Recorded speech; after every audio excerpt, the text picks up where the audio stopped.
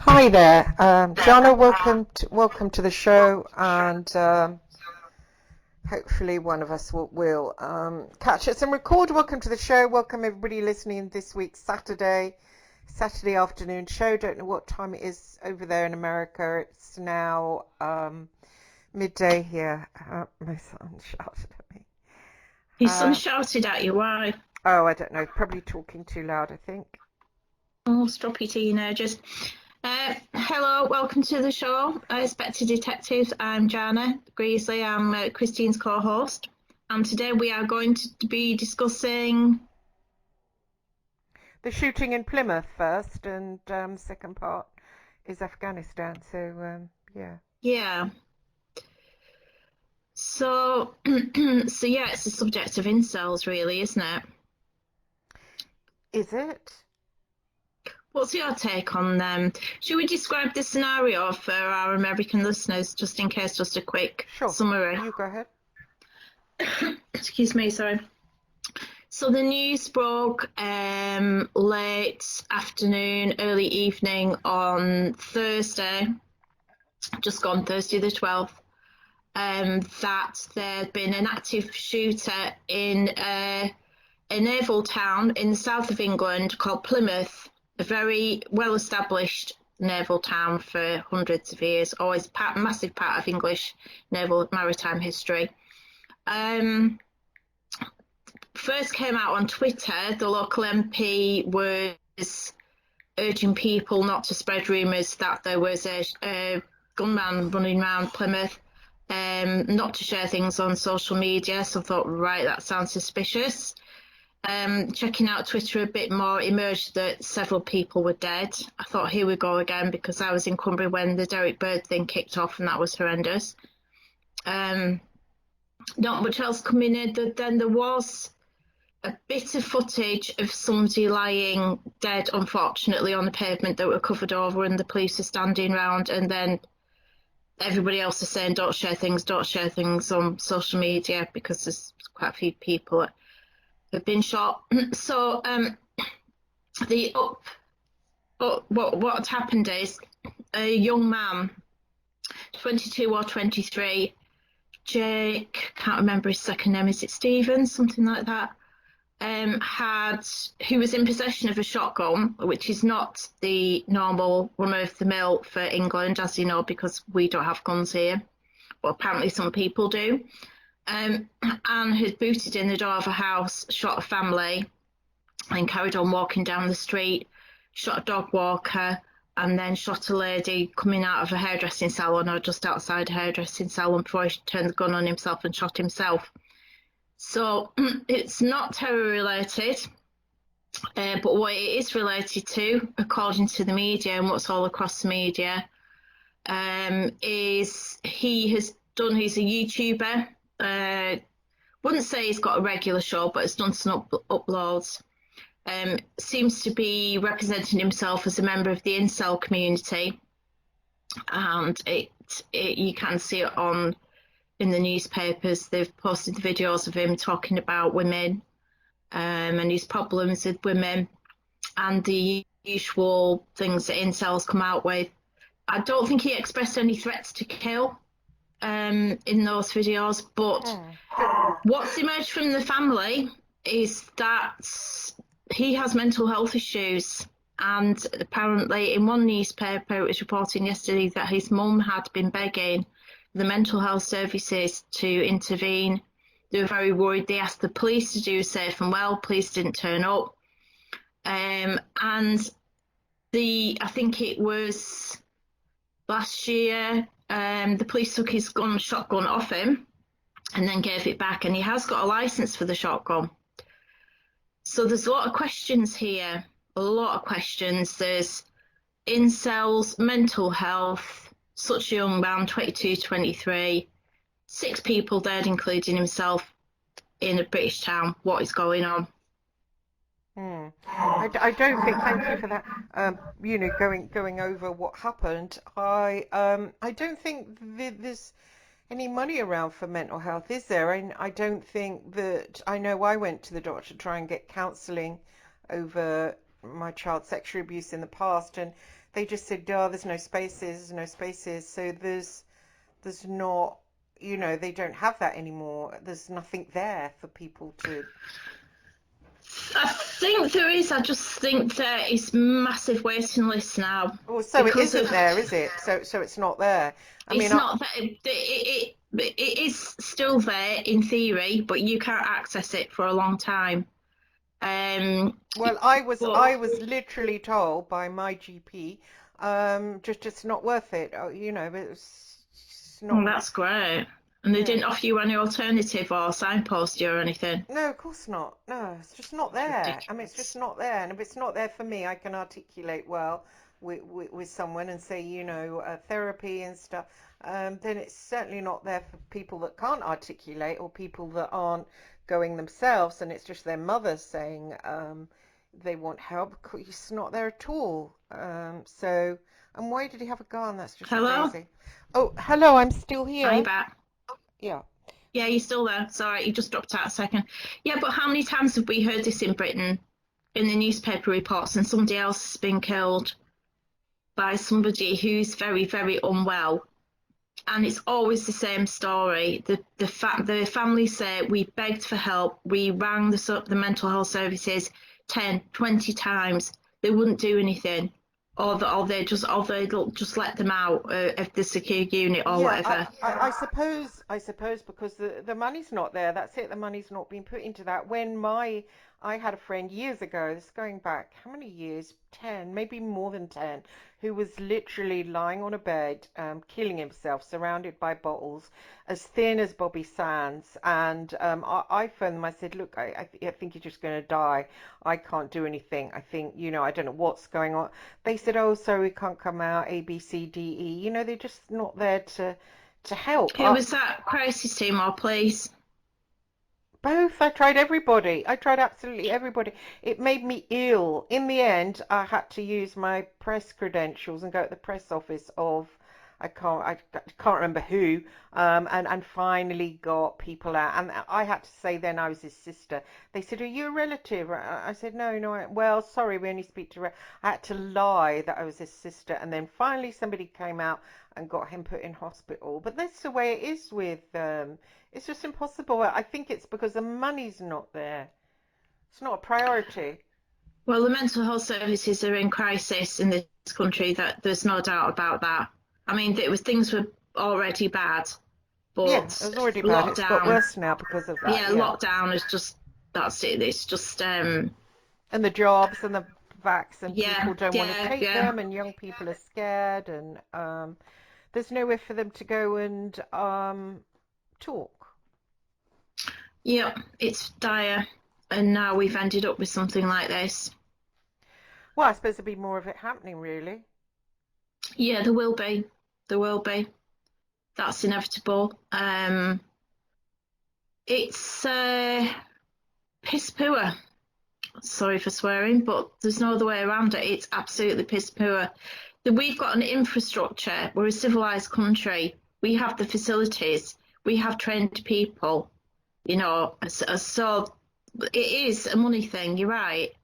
And I think some of the GPs don't give a shit. I remember when I was younger, like years ago, obviously, and going to a GP and saying I felt depressed. And she was like, oh, well, do you want some antidepressants or something? I mean, no real offer of any counselling or stuff like that. I remember I was taking overdoses every weekend, and I told her that. She just looked at me. I mean, I can just remember it now. I just remember getting to the door and looking around at her, just thinking she doesn't give a if I just go and overdose again. I don't know, I don't know what that was with her. Maybe she just didn't like me, but it's always been like that. It's always been something that you can only really get if you can afford to go private. I think it's slowly been getting better up until recently, like we've been saying, with campaign groups like Mind and there's different ones out there now.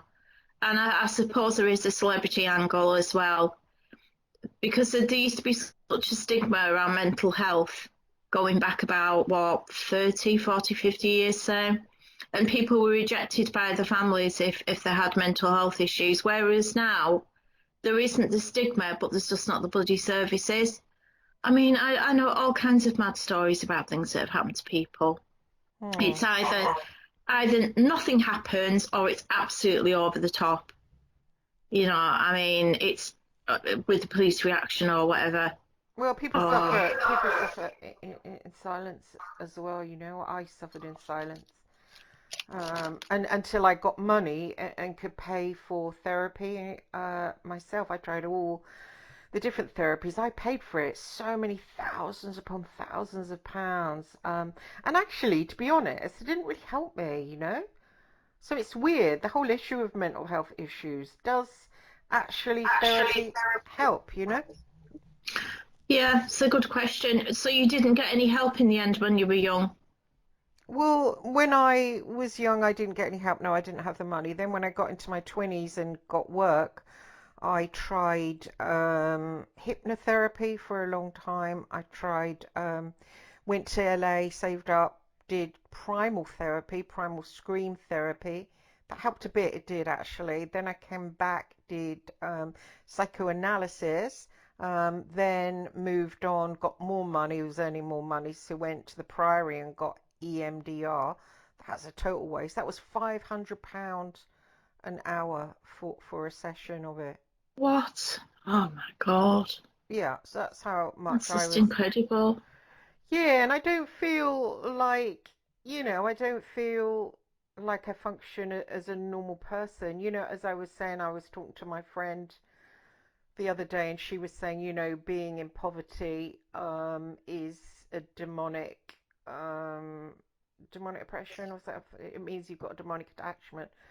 And but I don't think. I think it's probably poor mental health's led me to a position of poverty, and not having help, you know, not having help. Things like selling a house in a recession, and things like, just things like that where you don't. I mean, I'm not super grounded, and I think if I'd have had proper therapy, proper people that properly, where it was something that works, but maybe nothing works with therapy. Maybe it's always a spiritual issue. Maybe it's always something like needing God and needing a spiritual discipline. Maybe all mental health issues can't be solved by this sitting down with somebody talking and tapping and all this. Maybe it's just bullshit. Well, myself, I really don't like the emotional tapping business. I think it's Betty Swallows, to be quite honest. But I don't think people should underestimate post-traumatic stress disorder Well, and the yes, I effect that think, can have on people. yeah, I think that's what I had for a long time You will, yeah. from The the thing childhood. is, Yeah. you can have post-traumatic stress disorder, and then you can have complex post-traumatic stress disorder. You've got complex post-traumatic stress disorder What's the difference? because, well, so you can have PTSD from, say, being in a car accident or witnessing something dreadful, or you can have it from, having an operation or things like that. There are lots of ways you can get trauma, or say something happening to a family member, a sudden death, anything that causes immediate and deep trauma. So that's like a bit of a one-off, but you're still left with the trauma, and anything that reminds you of it just sets you off into, a load of hideous reactions. But the complex one is when you experience trauma over a prolonged period of time and repeatedly, and that's when it becomes complex. But I mean, PTSD therapy, I've had PTSD therapy, and the difference it made to my life was immense. I mean, I had that on the NHS. I had to wait about 6 months to access it, but I had it, and the difference it made to me was huge. Oh, you're lucky. What did they do? Well, first of all, you have to understand how trauma can affect you and how it can affect the way your brain works and how it can affect you physically. Then you have to identify where it's come from. They do at the beginning of it. They do like a scale to see how your anxiety levels are and how high your depression levels are. Right. And then they work out this, and they sort of add it up and work out where you are there. And then they ask you a load of questions around the event or whatever it is that's traumatized you. And with me, it was the earthquake in Japan affecting a family member, and then things that had happened in my marriages. And it turned out that he's added up points, asked me a lot of questions, added up points, and it turned out what I thought was worse, the Japan thing, wasn't. It was my marriages that had traumatized me more. So you just end up learning what it is, how it affects you, and then learning to manage it and learning to manage your reactions. And a lot of it is assertiveness, learning how to assert yourself, and how to articulate. It's sort of standing up for yourself, but learning to do it in a non-aggressive way. Because often when you're traumatized, you can be prone to anger. And if something reminds you of something, it can send you haywire. So it's very complicated. But so you without going into loads of detail, you basically learn how to manage the condition in yourself, and your self-esteem goes up, and your self-confidence improves, and you generally start to feel better about yourself. But how do they do that? How do they get you They make to? you do exercises. Right. They give you an exercise to do. It's like a written down thing, and you have to do it, and you have to think about how you're going to act, and then you have to maybe actually do something. Yeah. So somebody's been doing something for ages and it really annoys you and it's putting on it. Well, they'll say, well, why don't you think about trying to say this to them? And so they give you a bit of an exercise to do. So you have it for about, how long did I have it for? About 6 months, I think. I think it was 6 months. It was a few months. And the difference it made was immense. It just I changed the way I thought about myself and everything. I think with the being assertive, that's something that I've always, like with that BBC woman saying to my face, a life lived off crime, where I've worked my balls off. And I should have at that point stood up and threw my drink in her face, which would have been normal. But instead of that, I just smiled and said, oh, I didn't though. And, like a little girl. And then walked away, and then days later went into like full psycho mood. I mean, if I could have seen her, I would have called her all the names in a sort of unbecoming rant, whereas, and then people say, oh, you're mad, look at that unbecoming rant, do you know what I mean? And that affects your self-esteem. And I think assertion is, especially for bully victims like Yeah, myself, I was bullied by my whole family. And yeah, that assertion problem, and that not getting angry right away. If someone's like jizzing on you and you just like suck it up, it's really horrible to go away after, because it's almost like you are reliving the trauma because you're being bullied again by somebody. And there's a lot of yeah, people out there willing to bully. I mean, it's not just yeah, like people around you or kids at school. There's lots of adults that really get off on it, and it's not like a big outward bullying, it's a snidey bullying. It's oh, I'm getting power wanks, as I call it. They're dying for it, especially in the media world. They want to do a snidey little power wanks. I mean, well, it's very what? competitive, that world, isn't it? And if it's a very competitive Yeah. world, the media world, and I think I should imagine if you've got any vulnerabilities in any way or a chink, they'll be in there. But I think you should bear in mind that you're being judged by, I hate to say this, a white, middle class, very privileged woman who's probably had opportunities and a start in life that you didn't have. Hmm. So, and a younger woman as well. Hmm. So who is she to sit in judgment of you? She knows nothing about your life. Hmm. So what she said is rubbish for a Hmm. start off. You haven't lived a life of crime. That's absolute. Even you've had crime done to you, more like. Yeah. Yeah. Oh, it was But fucking horrible. Excuse my French. It was really horrible. It really affected me. And the worst thing about it was that I didn't stick up for myself. I just didn't stick up for myself. I mean, I did in a way, but I didn't like show anger, because Graham Johnson then clicked in with, "Oh, you rang GP offices," and I said, "No, your skanky peers he didn't do it, but his skanky journalists, basically, tabloid hacks, they're quite nasty, asked me to do it, and I didn't want to do it. And they were like, well, if you don't do it, then we won't give you anything else. So what could I do but pretend to do it? Because they just used to say, oh, is such and such pregnant? Like, yes or no, you know? So what could I say? But yeah, okay, I've done it, yes. Or okay, I've done it, no. I mean, that's the only recourse I had. And then years later, someone like Johnson comes forward and, tries to get me nicked over it. But that's why I didn't do it in the first place, because I thought, hang on, this is criminal. These guys are nasty. They'll probably get me to do it for a while, then write a story about me. And it's like years later he comes forward and he won't let it go, like a dog of a bone. But again, I did say, well, I didn't do that, but it was just almost like a little girl saying it, and it wasn't really the insult from both of them.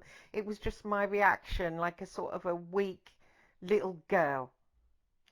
Yeah, but it's a very difficult position to be in I for could have several stood up reasons. like a woman and just said, fuck off. It's a bad insult to accuse when you've said over and over. I said over and over to Johnson, I didn't do it, I didn't do it, I didn't do it. If you want me to say I contributed to it getting in the paper, I was dishonest to the paper, why, I'll do that, and you'll probably still get payoffs for your celebrity friends. But no, he wants me to get nicked. He wants me to say I did, but I didn't do it. In all God's honesty, I can't lie and say that I did. And I've said this over and over and over and over and over. Sorry, I didn't do it, but I was too scared to do it. Because if you ring GP surgeries to try and find out people's business, it's recorded. When you ring up for your own smear test, they say all calls are recorded. You can't ring them up and start coming out of a load of guff. Oh God, but it's Yeah, like over and over, and just yeah. And I think for people like that, maybe for men, they've got testosterone in them. That's why I've always, I think, related to serial killers. I know it's horrid to, but we started when I was younger, relating to them because I can relate to that. All serial killers and school shooters, they've got that about them, and people say about them that they got sand kicked in their face, that they had a sort of dual personality where they were people pleaser, people pleaser, people pleaser, and then, of course, they'd go away and brood on it. Like, for example, Ken Bianchi, the serial killer that I was corresponding with, I believe that the last murder with Karen Mandic is that Karen Mandic made a complaint about him that he was walking around the store. He was a security guard there. That he was walking around the store, excuse me, and bothering women. Whether he was or not, it doesn't matter. She complained about him. And then I would say that he went away and brooded on that. And it kind of hit on probably all the. So a lot of time you get adopted people, that have that. I'm adopted myself.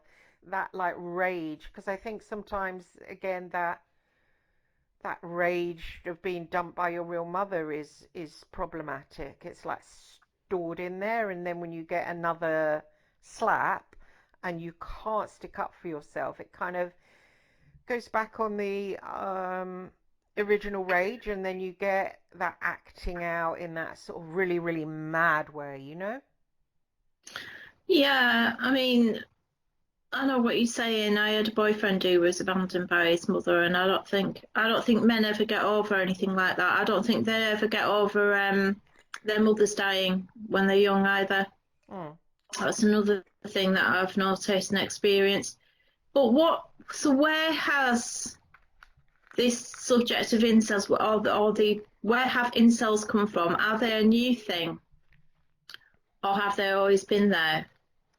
I think you need my son for that. He's 17, and I spoke to him about it this morning, and he said, there is such thing as incels or voluntary cells that are called vol cells, and I think it's a rebellion by the young against this. What was the name of that Scotty T guy? The Scotty T guy who was on that.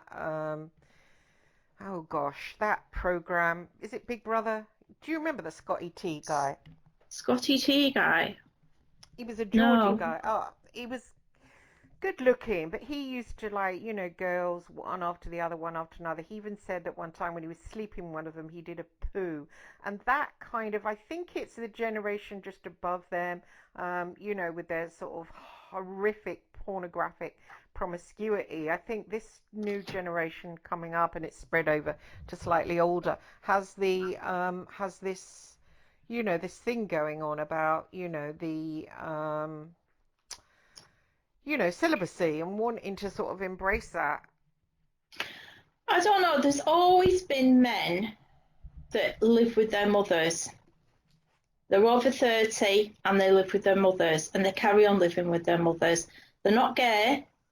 There might be mental health, but they just don't end up with a partner. There's always been men like that.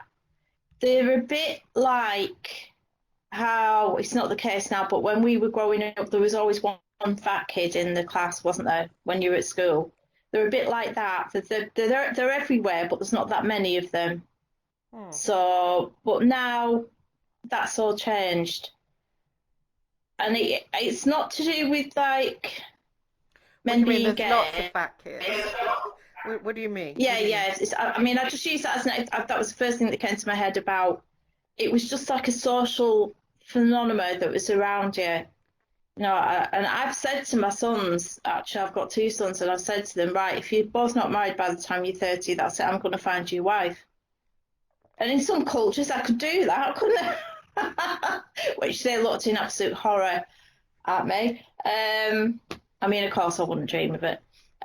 But but this is a whole different kettle of fish. Yes, but is it, I mean, I've not married. I know people that haven't married. I would say that I haven't fallen in love, or if I did, it was always with someone unsuitable, and I always thought, well, this will end in shit. And I think not everybody meets somebody. Is that silly of me to say that? But I don't think not everybody meets someone. And people that have got married, or they've fallen in love and they're still married and happy, they always think, you just get to a point where you meet somebody. But actually, there's some poor bastards out there, and I'm one of them, that you don't meet the one. You don't. I was told I'd meet the one when I was like younger. This Jay would come, and Jay is my soulmate, and Jay this and Jay that.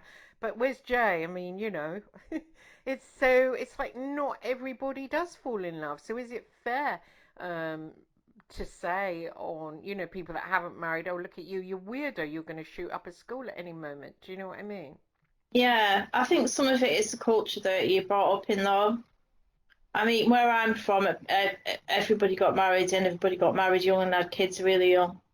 And that was the way it is. It's probably not so much like that now, but that was the way everybody was. And when you think about other cultures, isn't it more honest now that people are like, oh, well, am I actually in love? Wasn't it back then a sort of a blind and very shallow picking the nearest one, and almost like, let's hold hands when the music stops, that kind of thing, no, I'm getting. I mean, were they falling deeply in love? I think a lot of people were, yeah, they were.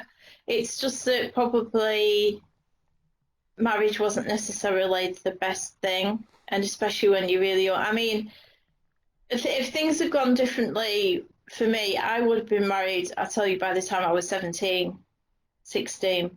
Yes, but it might not have lasted. It wouldn't have lasted, but I would have been engaged at 16 and I would have been married, and I probably would have had kids by the time I was 18. But things didn't turn out that way, because I had a boyfriend really young. I was in a serious relationship when I was 15. But nowadays, women want careers first, and women are also, because of Sex and the City and because of that ridiculous 50 Shades of Grey and all that, they want to experiment. They want to have a lot of partners, and I think maybe men react to that in that, and I've had my own son say it. They don't want a girl that's been with a few different. They want virgins. Mostly, but girls, like, even he said to me, he's like 17. He said there was an app there was something on, is it Instagram or one of those things they all use, where it was called Hot Girl Summer, and girls in his school, his age and younger, were seeing how many men they could sleep with over the summer. And I think, really, that's terrible. This is a well, nice. It's a posh area. A lot of those girls are from, okay, your families, like that. They're not working class girls. They're middle class girls, and they're doing that. And I think the boys maybe rebelling against it and thinking, I don't want a girl that's had about 10 different, inside her. I mean, I can relate to that. I used to want men that hadn't loved anyone else. I would have, I didn't care if they'd had sex, but if they'd loved somebody else, I thought, hang on a minute. What split you up? And, well, could you have been still together? And what am I, a sort of dog's dinner, sort of leftovers? And if someone had loved someone Mm, else, I always felt like a dog's dinner leftover. I thought, hang on, what if, this hadn't happened? And you'd still be with her. And do you actually still love her? And that used to play on my mind a lot, and it used to wreck the relationship because I felt very, almost so like it you was. talked about that before, yeah. We always say can happen. And if you think about it, say if you met somebody now and, he was called Jeff or whatever, and Jeff had said, yeah, me and my wife, and she died or something, and oh, we had a great sex life, and, we had sex every night, and, we were so bonded. Would you really want Jeff, or would you think, actually, I'd rather be on my own?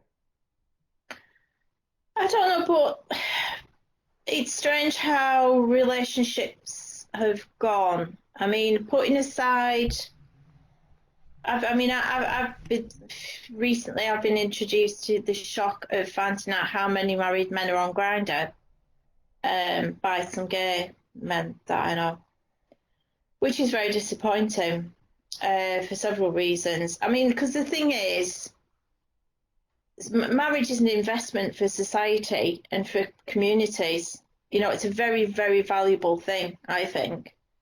And I disagree. I think it's a fake thing. I do. I think it's just nonsense. It really is. I mean, would you like the guy that had been married? Would you accept him and marry him, or would you think that's like a really soiled second-hand car? well, it depends. I mean, it's not the sum total of somebody, though, is it? I mean, depends how you get on with them. Well, I mean, people could think that about me. I've been married twice, so I just think that I think relationships are very difficult for people in the West, anyway. I Let's think just we talk expect about the too West for much, now, maybe. because I don't really know about Yeah. anywhere else. I mean, it's far too complicated. But I think there's a lot of autistic men, young men, and I think they're stuck a lot on their online. Mm. And so I'm not surprised that they've formed into this incel type thing. And then obviously they've got access to all kinds of things online, haven't they? I mean, the OnlyFans thing seems to be a hideous phenomenon, for everybody, really. I don't think it's very healthy. I'm not saying people's sexuality should be suppressed. I just think it cheapens everybody. Mm. I don't know, maybe I'm turning a traditional person, but I think there's a lot of value in people being in long-term stable relationships, and then that gives children a good start in life when you've got a mother and a father.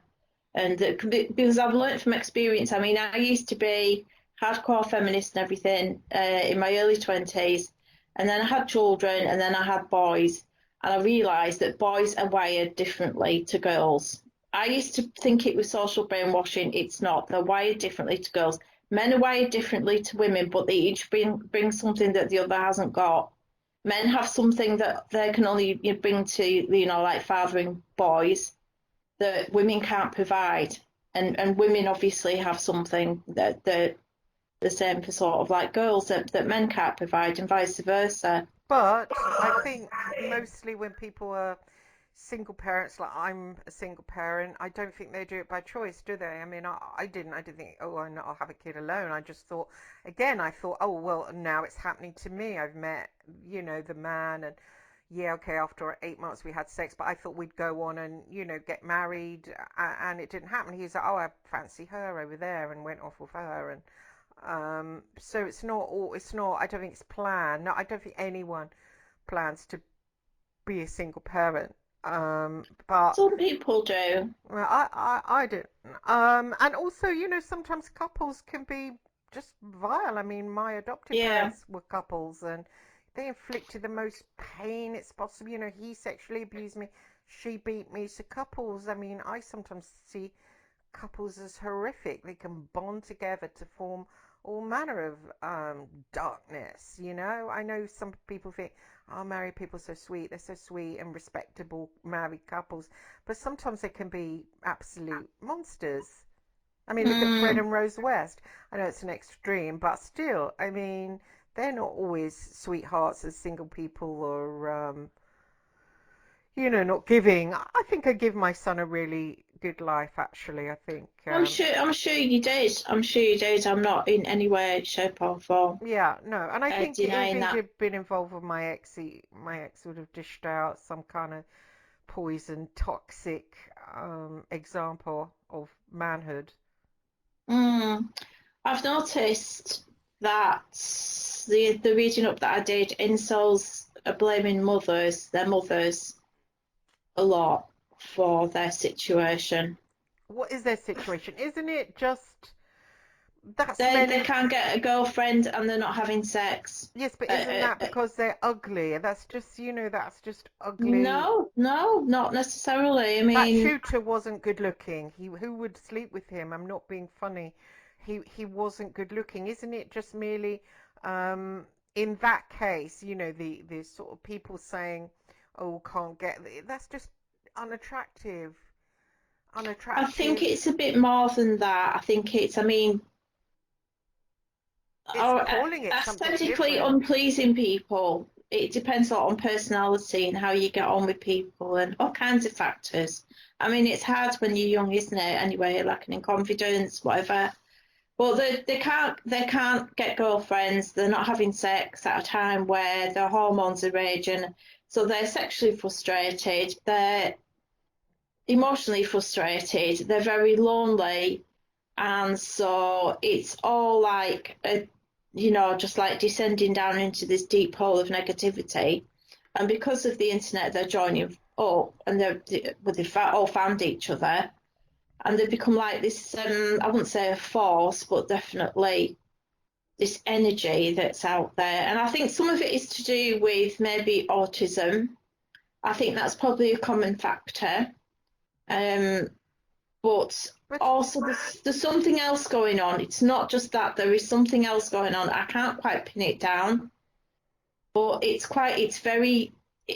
like if we were talking about it from a spiritual, energetic point of view, it's like the most vulnerable young men have been found at the point in time where they really need to have a girlfriend for loads of reasons. Um, and there you go. It's like an anti-woman, woman hating, a vehicle for woman hating, which there seems to be quite a lot of still. I mean, I thought it was bad when I was growing up. It was in a different form then, but it but seems to but be. uh, Sorry, go on. also I found the good-looking guys were even they were busy hating women as well. I mean, there's Really? there's a lot of there's a lot of women hate. Look at that Chris Watts, killed his wife and children. I mean, I think that was all about that he chased that girl, didn't he? Chased her, chased her, chased her, and finally she turned around and said yes. And he was like overweight and unattractive, and then he got all buffed up and lost all his weight, and suddenly met this other girl that he wasn't chasing after, and then he wanted rid of like his fat family. Do you know what I mean? So there's all that. I think because there's just selfishness going on, isn't there? That's Selfishness. sociopathic. What you Yeah, just described there is sociopathic. it was probably. I think it was an entity involvement. You just look at the Yeah, mistress, and she looks like she's hosting something, and they were into. really. Yeah, they were into dark magic. She probably did something and brought something into him, and then because that was really bad. But yeah, because there's always been unattractive people. There's always been people that are lonely. I was lonely as a teenager. I'd have loved the internet. That would have been awesome. I remember just being in my room, just with nothing, except a book. I think they're lucky that they can get together, and it must be nice for them to let off steam and not brood, and just to talk to each other, and because I mean they can always go out to a nightclub and get someone who's drunk and sleep with them. I mean, there's plenty of ways of getting laid when you're a teenager, really, even for the ugly guys. The ugly guys, if I remember rightly, when I was a teenager, would just wait till we all got drunk and then sort of come over, and then the next morning you'd wake up and think, oh God, did I sleep with him? He's really gross, you know? Really? Yeah, they can always get laid. It's just a kind of, yeah, you're right. It's probably like women hating, different way. But then the good-looking chads or whatever as they call, they hate women too, and they hate the promiscuity of women. And I suppose as a society we don't know how to mate up and all that. I always, in a way, I mean, I think it's good that nobody looks at, well, a lot of people are looking at marriage and thinking it's a bit of a joke, because it always seemed to me to be a bit like for the normie norms to do. They get married and they find another sort of average person, and then the people that are a bit different struggled because there's not so many matches for them. And then when they do sort of match up with someone, it's very important that they get on because they know they're both like a little bit odd, and there's so much pressure there that it normally screws up sensitive people. And so I've always been against that marriage, and I always thought it hid a lot of, probably because my adopted parents are so evil, I thought it hides, it allows people that are nasty to like hide in a marriage, sort of like people all the neighbours love because, oh, look at that lovely couple and all that cobblers. And so I'm glad it's crumbling, actually. But I think it's probably good if there was some kind of replacement or some kind of cohesion to relationships, and how to have them and how to leave them nicely, and how to, move on better. I mean, if you look at marriages, people often get divorced after a year, and how is that even a marriage? It's just a joke. I don't know. And I what are mean, this about? Sorry, about the financial thing as well. There's a financial thing that if you marry someone rich, you get their money. That's draconian too. I mean, how about that is outlawed? Just nonsense. yeah, but that's happening to women nowadays. I've known of a few cases up here, anywhere in the north, where there's men and they're deliberately getting with women that have been divorced and they've got property, they own property, um, and they get with them, and then they do that so they can get their hands on the property, That's and they why it can should so be they can get outlawed. money. What? So sorry. That's why it should be outlawed. That whole thing. Yeah, you marry someone, but their shit is theirs and your shit is yours. All that mixing, and anybody doing it to people, and they do it, and women do it to men, and men do it to women, and grab it. It should be marriage is about love, and then you get so, and that would stop a lot of it as well, because yeah, a lot of people do it for marriage, for money. Hmm. It's just Oh, it's pretty nonsense. bad. What? I think it's pretty bad. I think there's a lot of I think the divorced woman is I wouldn't say it's a new phenomenon because it's not, is it? But since like feminism's really progressed, so if you sort of start looking at late 80s, early 90s, maybe. I mean, it's like my theory about this is why things like angels, I mean, angels in the Doreen Virtue sense, not in the Shemiaza sense, things like that have become so popular because there's all these divorced women and they're all got disposable income. They're okay for money. They're not dependent on men anymore like women used to be. So not and not having a husband would be like an absolute nightmare. It's not like that anymore. But they've not got a man in their life, right or wrongly, whatever. Just for the sake of arguing, a man. And so there's all these women who are into angels and into this and into that, and it's like this sort of social phenomenon of women can have. I mean, they've got choices, and it's good because some people have obviously escaped domestic abuse and things, which is serious. You can die from domestic abuse. So, but still, those women are vulnerable to exploitation. You only have to look at this. I think the craziest thing I've seen recently, and this isn't me being ageist, are these really and it's how it is, older white Western women and they're getting with, and they might be 60 something, and they're getting with like 23, 24-year-old guys from That's like third great. world. Yeah, and it's bizarre. I mean, I'm thinking, lady, what is going on in your head? And it's an economic thing. All right, you could argue men have been doing that with women from Thailand or whatever for ages. Um, but I don't know. It worries me. I don't like to see that. It's almost like we've got low expectations of men, isn't it? But when I see women doing that, I think, first of all, I think they're cheapening themselves. Secondly, what the hell is going on in your head? Well, it must be great. I mean, if I had loads of money, I might do that. I mean, I don't think some of them have got loads of money. I well, think even a they're bit of just. it. I mean, it must be great. Someone that makes you feel 16 again. Bring it on. Yeah, But I don't it's probably know. abusing them. It's sort of unless you get yourself looking gorgeous through a body surgery. I think it's inflicting older flesh on younger, and I think Yeah, I mean, probably these it's some not of them great. are elderly, obviously elderly women, Mm. and they're with these really young guys, and you're like, oh God, what is this? But then I don't know. Look at Anna Nicole and her guy, the oil magnate. I mean, he was like Yoda in a wheelchair, wasn't it? There's all her all absolutely, in her 20s, like the height of her power, Mm. beautiful and glamorous, and there she's her husband. I'm sorry, looked like a human walnut. But I all mean, that Jesus. money and the fame was Yeah. was the attraction. I mean, or she wouldn't have had money and fame. So, I mean, right. So going back to the incels, so this is a dangerous phenomenon because, like domestic abuse, this has ended up with more people dead because it's happened in America, hasn't it? I think there's been 2 or 3 incel shooting incidents with multiple victims in America.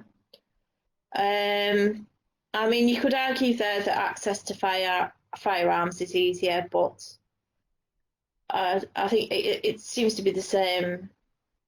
I mean, I think the last young man that did it, he was quite an attractive young man, to look at. He looked quite like quite a handsome young man. I thought, well, I thought, what, you shouldn't think like that, should you? But, well, why aren't you getting girlfriends? You look quite nice. He was sat in his car, and it was basically he was going to saying that he was going to shoot people up because he was sick of how everything was.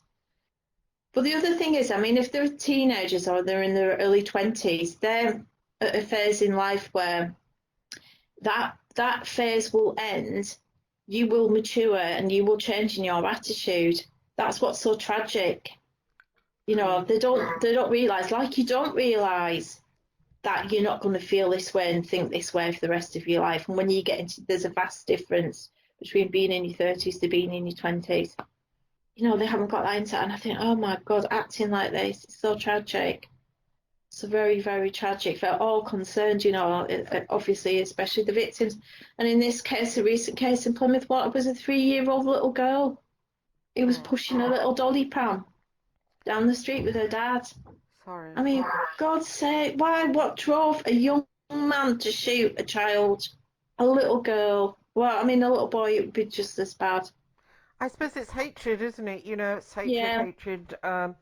Hatred can grow and get hardened inside one, and it's a nasty thing. That's why I think about, therapy is not really working because it's hard to get to hatred. It's like a spiritual, almost like a demonic attachment, isn't it? Hatred. yeah, yeah. It feels like this is almost like become a demonic type affair, doesn't it? Because it's Mm. so wicked and people are dead in the most tragic of circumstances. But these young men are getting such a skewed idea about women and femininity and females if all they're getting is their information from online. Well, I suppose women are sort of listening to the feminist thing. Oh, I'll have a load of different guys, and why shouldn't I? It's my body, and then men are feeling a bit cocked, I suppose, and they haven't got the traditional thing of being in charge. And I suppose that's the normal way it was, wasn't it? The man was the more powerful one, the women was a slightly weaker one, but now the women are being told to be, sort of more like dominant. And I think sexually as well, and like animalistically in the animal kingdom, it doesn't work. And I think probably with human beings, it doesn't work. The men feel, I suppose, increases. The women get more and more in touch with their male sides. The men are forced to either get in touch with their female sides. Like in the area where I used to live, where the men were all bankers and the women were just kept. The women were very, very, almost like lesbians. They were very male, but stunning looking, but they were very kick-ass, very dominant, full of self-confidence. They were appalling, really. And the men were very effeminate. They were very cucked by those women, even though they had bought the mansions and they were funding their existence. They were very, very dominated. And I noticed sometimes, like on the road, where in the mornings there would be like a crush to get anywhere. The men were very aggressive to me, and I noticed that I thought it was like a venting, because they were dominated at home by their wives, and they hadn't got a handle on that in any way, and so they were boiling with rage, and they had to vent it on a woman that wasn't their wives. Mm. Well, I said that to him. I said, you're pussy whipped at home, mate, and you're venting on me. And they just like stopped immediately, venting. And it's a shame because I think women are just told, aren't they? You get what you want, you get the husband, you get the mansion, you get the kids, you get the holidays, and women have power, women have power. And it's so they stop being in touch with their soft, fluffy side a bit, and they become like more male, and the men don't know where to go. And I think sometimes So, they don't want to be in touch with their soft sides. They want to be dominant and in charge. yeah, well, the amount of hang on, I'm just sorry, put my phone on silent. The amount of couples that I know where, and it tends to be older couples. I mind you, there are some younger ones where the women are the boss in the relationship and the men are wimpy. And there's loads of couples like that. And I just think, oh, this is awful. Not because I think one person should be in charge. It's because the men are just like dish rags, and they're with this woman who, I wouldn't say it's abusive, but it's not nice. It's not right. It feels weird. And oh God, you see that? I mean, they've always existed, but there seems to be more than ever at the moment. So I don't know what that's all about. I think men are confused. I think that they need to have a feminist movement, but a man's movement where they all get together, talk about everything, decide what they want, and then go for it. Because I mean, that's what women have had to do. I mean, feminism. I've been like feminist for years since I was young, about 14 and things. And I've seen that everything that we wanted, we've managed to achieve, but some of it isn't there for all women. I have to make that very clear for a start off. And some of it is backfired, I would say. And I think one of the crucial key things is motherhood isn't valued. I think if motherhood was valued, then that would have been vastly different. But because motherhood isn't valued, it's just seen as some sort of like just a function, a necessary function. It's not seen as something that a woman has to look at really seriously, careers and all that. Well, it's great. I mean, the main thing about feminism to me was that women had a choice. Before they didn't have a choice. That the only you became a wife and a mother, and you had very limited job prospects, never mind career prospects. From where I'm from anyway, northern industrial working class. But now women have got choices, and that's really crucial, that you have a choice to be, you can be the best you can be without sounding cheesy. If you get the right opportunities and all the rest of it, and you have to work hard, whatever. But motherhood still isn't valued, and I find that very disappointing, because to me it's the most important job in the world and the most valuable job in the world as well. You're bringing up the next generation of human beings.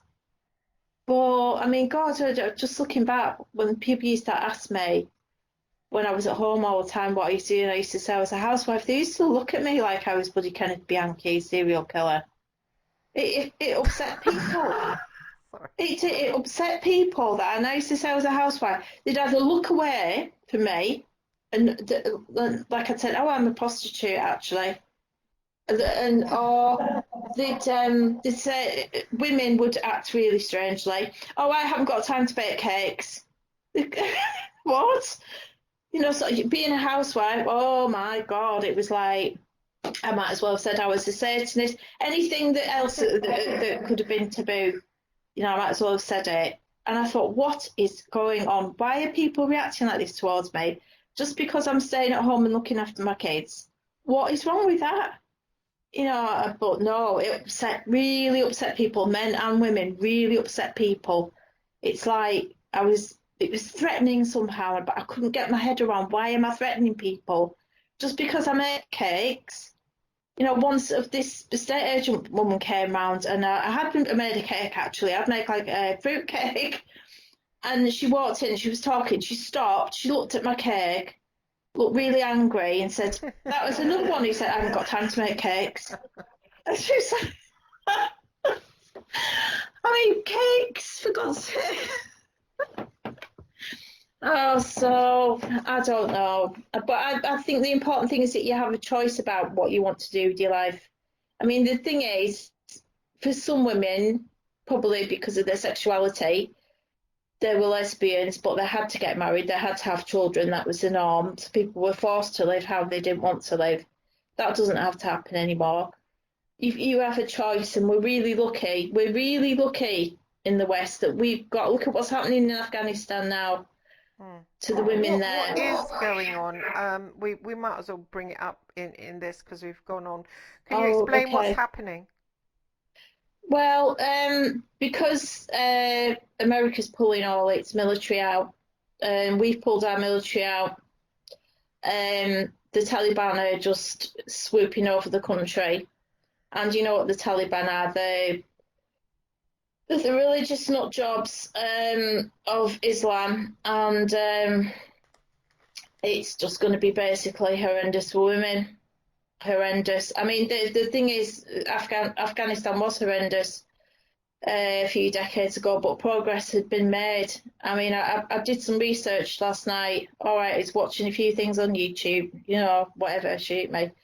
But, you know, there was some secret women's refuges that had been created where domestic abuse victims could go. Women were learning martial arts. They were opening cafes. They had businesses, all the things they weren't allowed to do when they were living under the extreme Islam that the Taliban purport to practice. But it's just going to be dreadful now.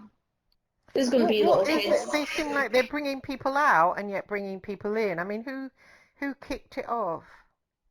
Well, Joe Biden said, didn't he, that they were pulling everybody out. Mind you, to be fair, Trump said they were going to come out of Afghanistan. They didn't, and so did Obama, and they didn't. But Biden has done it.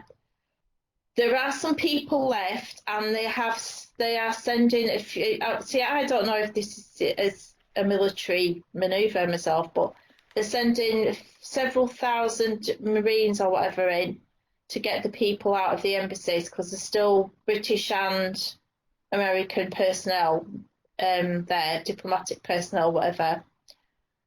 But yeah, so the Taliban are just taking over the country, and for women, and they've said the West has let down Afghanistan women, and it has, because they'll be turned into sex slaves, and the kids will be enslaved. And why have they got power all of a sudden? Just got their shit together. They've always had power in certain regions. I mean, this is the thing about Afghanistan. It's quite unique. It's known as the graveyard of empires because nobody outside Western powers in the form of us, the Americans, and then Russia. Russia invaded Afghanistan in the 70s, I think. Was it the 70s? Something like that. Well, nobody's been able to manage to take it over completely. It's geographically very unique because it's mainly mountainous, and so there's lots of valleys and caves. There's a massive cave system. And the Taliban, being like the locals or a lot of people who are familiar with the environment, can, ambush people and do all kinds of things because they know the territory. But it's sort of slap bang right in the middle of about 5 different countries. You've got China to the east, Tajikistan and another stan to the north. You've got Pakistan as well to the east, and then you've got Iran to the west. So you've got all these different influences. So cultural influence, it's quite mixed in certain places. But yeah, and then it just seems to be paranormal central when you look at the other side of it.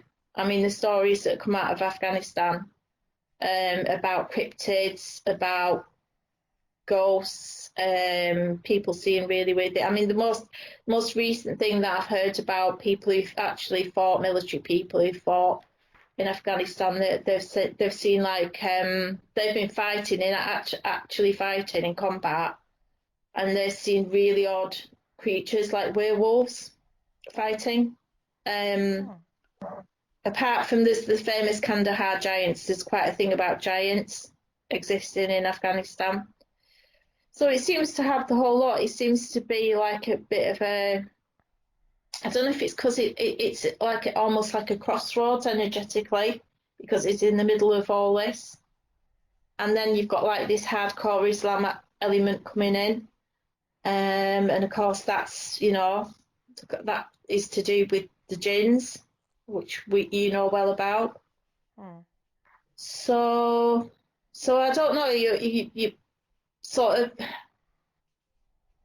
I think it's disastrous myself, for everybody, for women, for the West. I think it's, I mean, apparently there's all British Muslims going out there to fight for the Taliban, according to intelligence.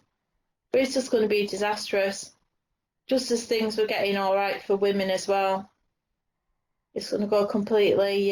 So there's lots of people who try to escape all these regions. They're all massing in Kabul. I can't remember where Kabul is. I think it's in the north. So it's like a big refugee crisis going on top of everything. But yeah, paranormal wise and strange energies and jinns and all the rest of it, Afghanistan's got it in spades. I wonder what's going on spiritually. God knows. I mean, there's just been so many wars fought there. I mean, I think Alexander the Great, was there. It's, going back ancient times. There's been loads of invasions but yeah, it's meant to be unconquerable, I think, because of all the mountains and the caves and the terrain is so difficult.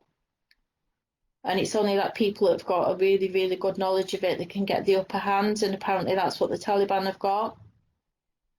Oh, I see. Yeah, I remember them from before. They hate the West, don't they? They really do. Well, we carpet bombed them over 9/11, which was probably us doing it too. Why did we want to go out there and carpet bomb? I think it's to do with 9/11, but I mean, you've got to remember as well another No, crucial but that was factor. the CIA, wasn't it? What? I thought we bombed ourselves, didn't we? Bit like the Omar bomb, just to have an Oh, what, excuse. 9/11? Yeah. Bloody hell, there's about 5 different versions of that, isn't there? Some Well, we people think probably it was a did. massive occult ritual. So, but yeah, we did it to ourselves, but it was a ritual. So what was why did they want to go out there and carpet bomb? Was it Bin Laden? Oh, was it Islam? Was it the rise of Islam? Well, there's one crucial factor about Afghanistan, and that is opium. It's a massive opium production centre. Was it? Oh, Yeah. yes. Somebody said that to me. Now, I interviewed, no, I didn't. I was talking to a guy, used to be in the Force Research Unit, now he's a surveillance operative. He was out there in Afghanistan. Must give him a ring. He said exactly that. He said, you know what all that is about? He said the poppy. And I was like, Yeah, really? He said, yeah, yeah, yeah. It's a war over that. That's disgusting. yeah. A lot of wars are over drugs, So what, drug production. America wants them and now Taliban has got it back or what? Um, well, I think for a while the Taliban were. No, I don't quite understand this because I thought this was against Islam. But anyway, I think the Taliban were actively partaking in the growing and production of the opium. So it's a massive opium centre. The other crucial factor you've got to remember about now is the Chinese and the Taliban have teamed up. Now, why do you think Really? that is? Have they? Yeah, oh yeah. Yeah, they're buddy buds now. That's very convenient, isn't it? Um, but yeah, I mean, there was for while the Americans were there, the idea was with some people in some people's minds, the Americans were guarding the poppy fields and the opium production. So that's a massive. Now you've got to remember that's a massive factor for China because who produces most fentanyl in the world? China. What's coming over the border from Mexico via the cartels, which is making tons of money.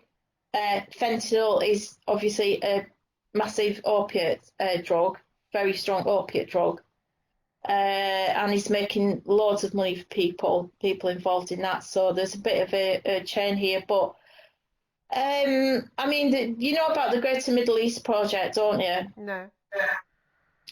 Right. So, you know, when Bush was in power and there were the neocons and they had the plan for the American century, PNAC, whatever it was called.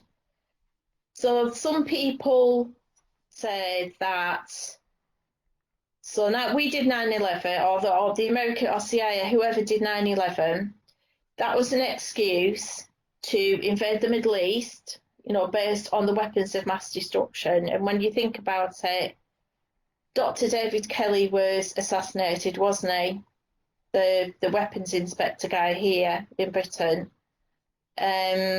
He was saying there's no weapons of mass destruction. Well, he was gone, and then there was that. Was it a Labour MP?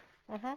The small one with the beard, Scottish. I think he died mysteriously on top of a hill in somewhere, the countryside.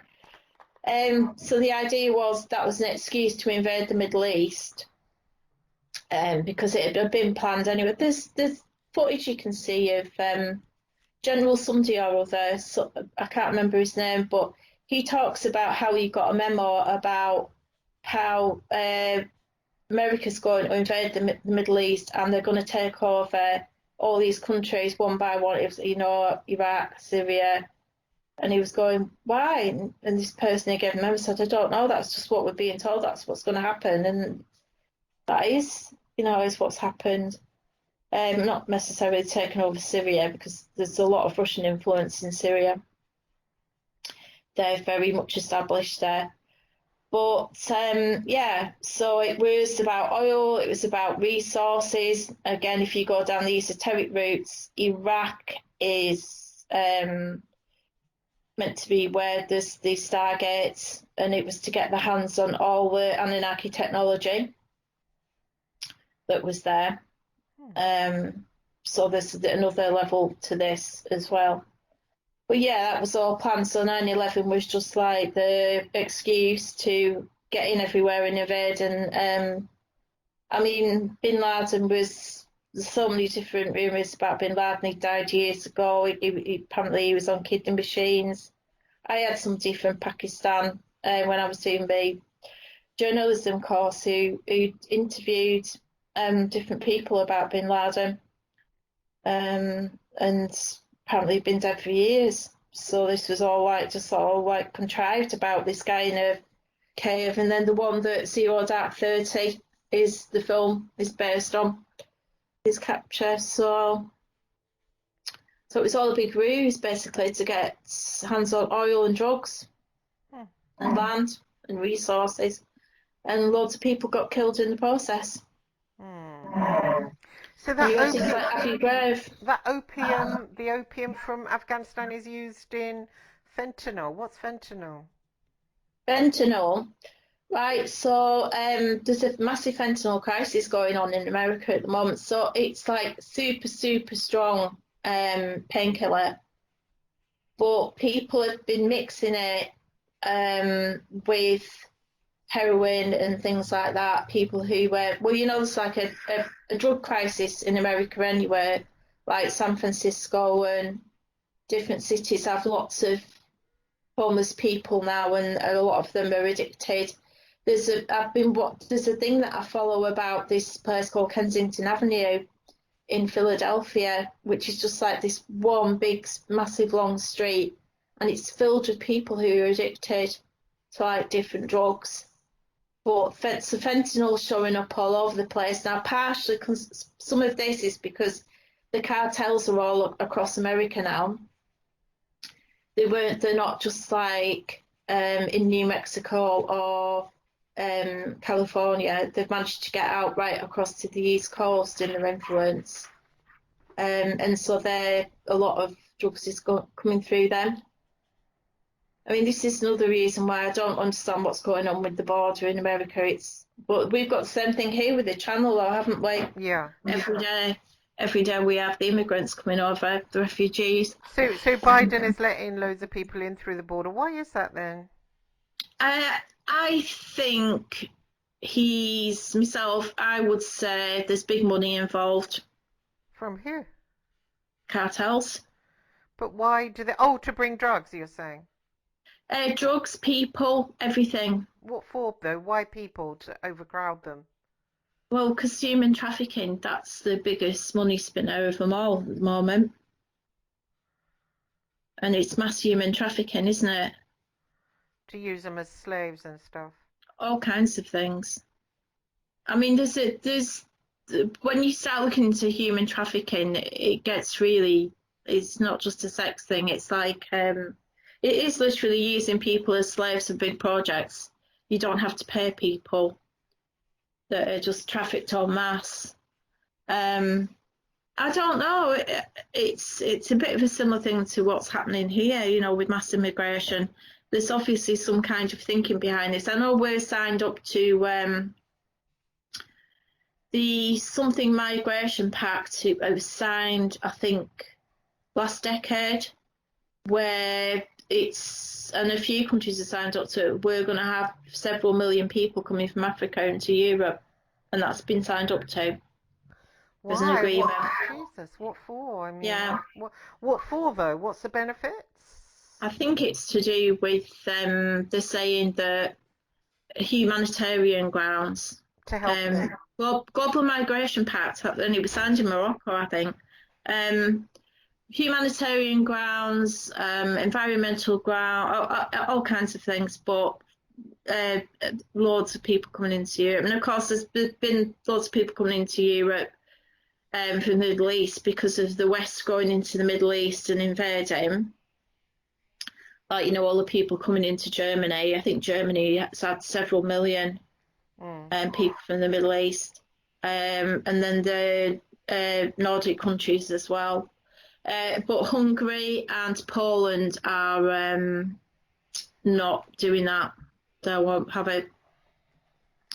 they're staunchly Catholic, and they won't have loads of immigrants coming in. But that's weird, isn't it? Because loads and loads and loads of Polish have come here, like millions. Poland must be empty then if it's not having anybody.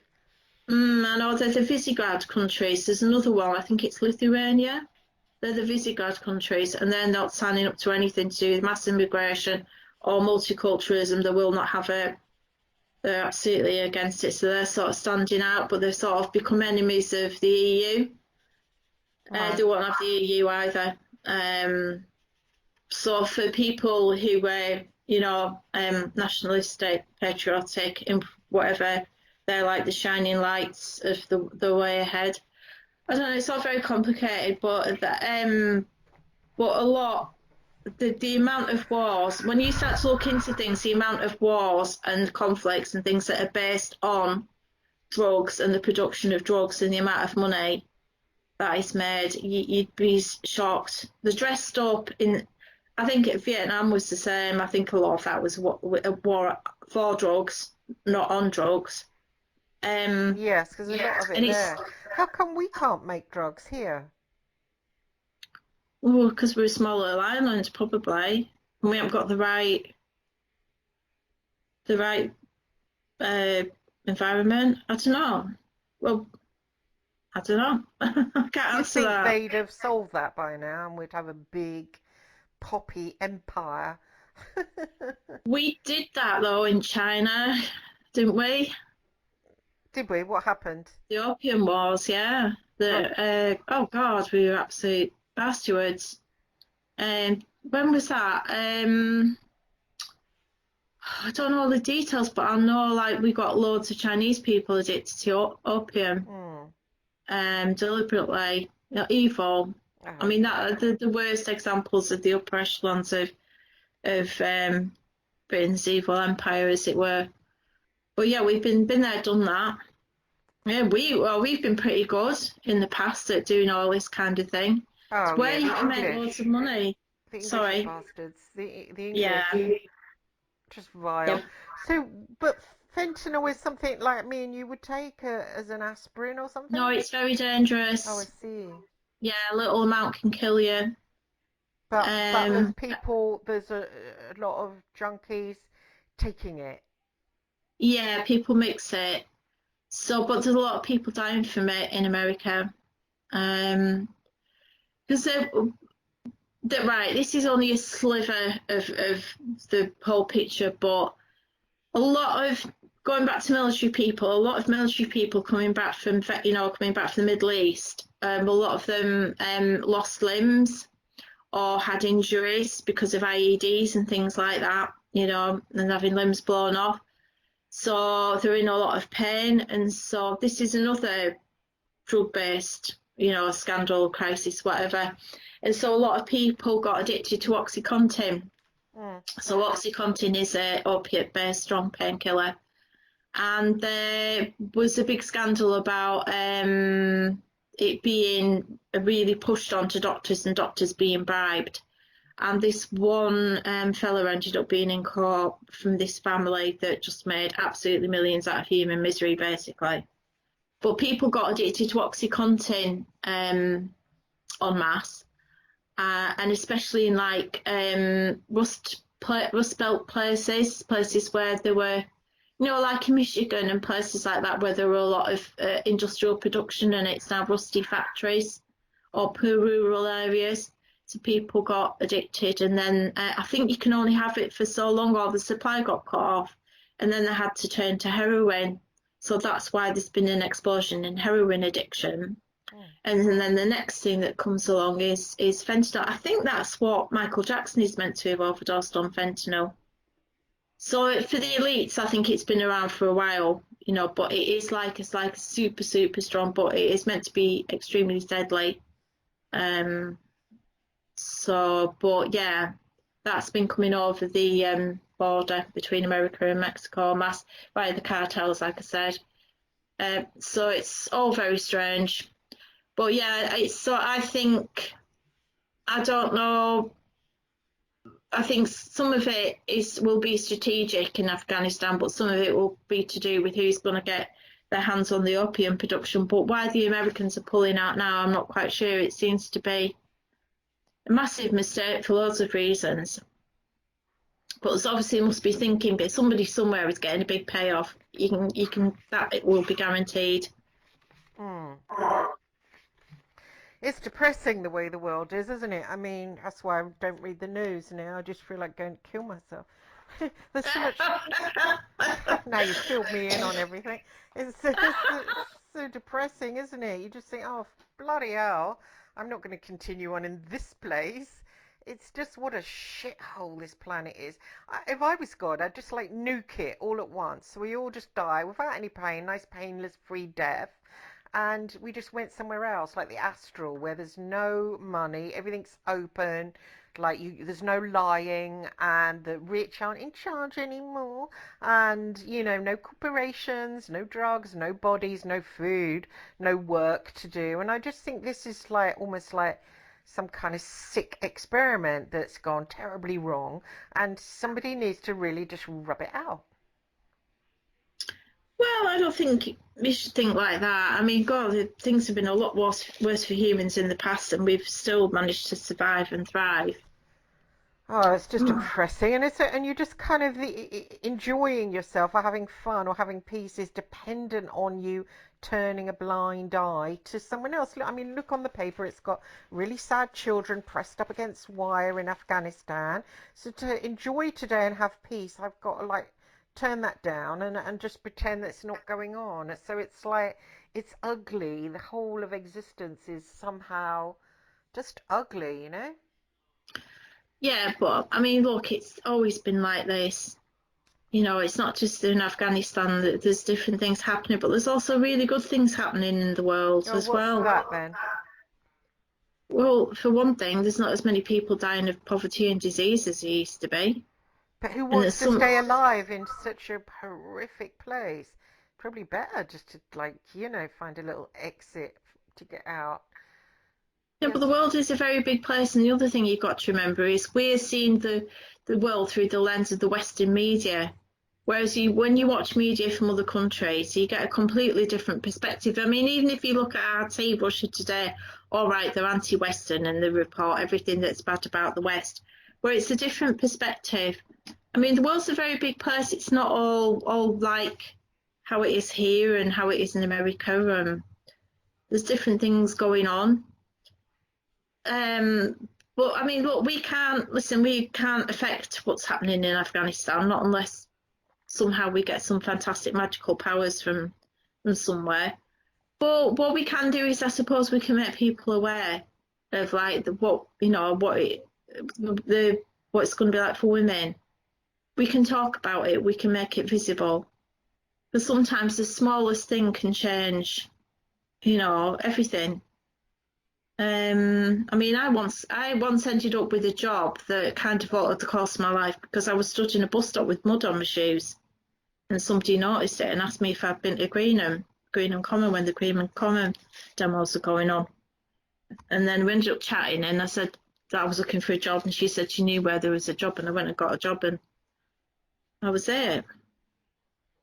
So So, smallest thing can, I what don't is think it? The you're butterfly doing effect. a suit to counterbalance all that horror you just shared.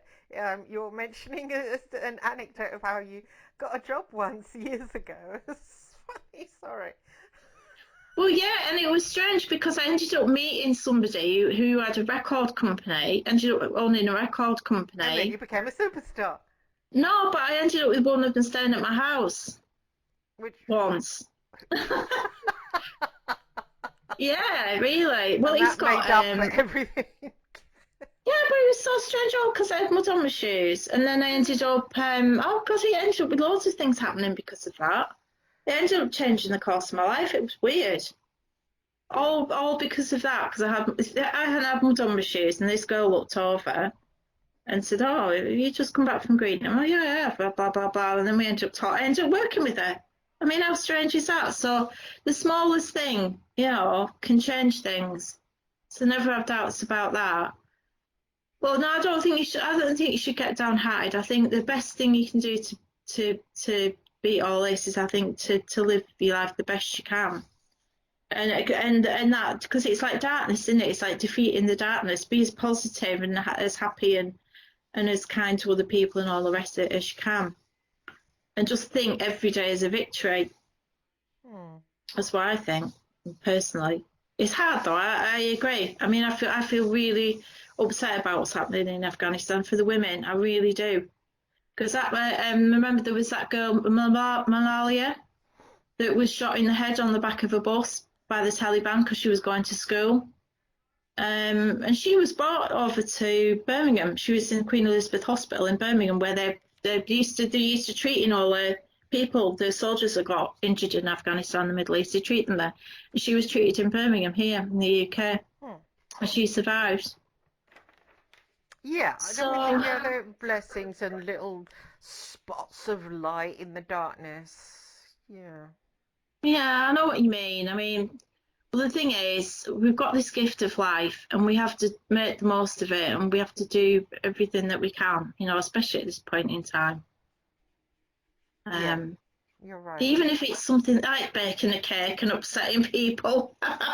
And it wasn't my bad baking, by the way, either. So, that's what I was going to ask you. Are you going to do any more things about you talking with Shemyaza? Yes, I mean, I did one the other day, and he told me to go to bed at 9, get up at 6. I managed to go to bed at midnight and get up at 8. And I did do the jog, but then so much, I ended up doing that vlog in the park about Bianchi because I was so just pissed off about that whole thing. And that's brought me down. I did think I was going to get I did think, I was going to help him confess to the Alphabet murders. He carried out the Alphabet murders when he was 17. He's never spoken about that. And I did think I was going to get him to write a book about what it was like to be possessed by a jinn. Like, oh, I was 16 and I was at school. I started to get dark thoughts. And then, just to put that book out there to help young men that are maybe, starting to get possessed, because we know it happens. And these various shooters, I mean, I think that's what happens to them as well on some occasions. And it definitely happened to him. And he did the murders. He murdered those 4 girls at 17. He went down to LA. He got together with his cousin Angelo. He roped Angelo in on the program, as he called it. He got Angelo to kill with him. Then he went up to Bellingham, killed another 2 girls, and then he confessed to it when he got caught, whatever, and then he blamed Angelo. It was Angelo this, Angelo that. And because the Hillside Stranglers was so interesting to people, they focused on that, and they forgot these girls that are killed up in Rochester. So I know for a fact he did that because his car was seen near. The girls were found with milkshake in their stomach. He worked in a milkshake bar. He likes alliteration. I've got lots of his poetry, which is alliteration. And these girls, their first name and their second name matched. There was Wanda Workovics, Carly Canaster. I forget their real names. I Oh, apologise for God. that. But yeah, and it's the kind of thing he liked to do. He was extremely weird, and he was haunted by this jinn, it's Shaitan jinn. And I just thought, that I knew him for so long that eventually, one day, he would come out with it and say, right, because he's a very good writer, right, I'm going to write about this, I'm going to write about that. And as you know, I was trying to get him to go astral with me because he's psychic as well. And I've met him astrally before, and try and like get to him that way astrally. I arranged the cottage where we were going to meet up. He did come there, and I did. He was doing some drawings, but it didn't last very long. And because the reason why I didn't get anywhere, and I feel so angry that I put in all this effort, was because these arseholes, and they are arseholes, and I think they're probably listening because I've said to him, I'm going to put something on my YouTube.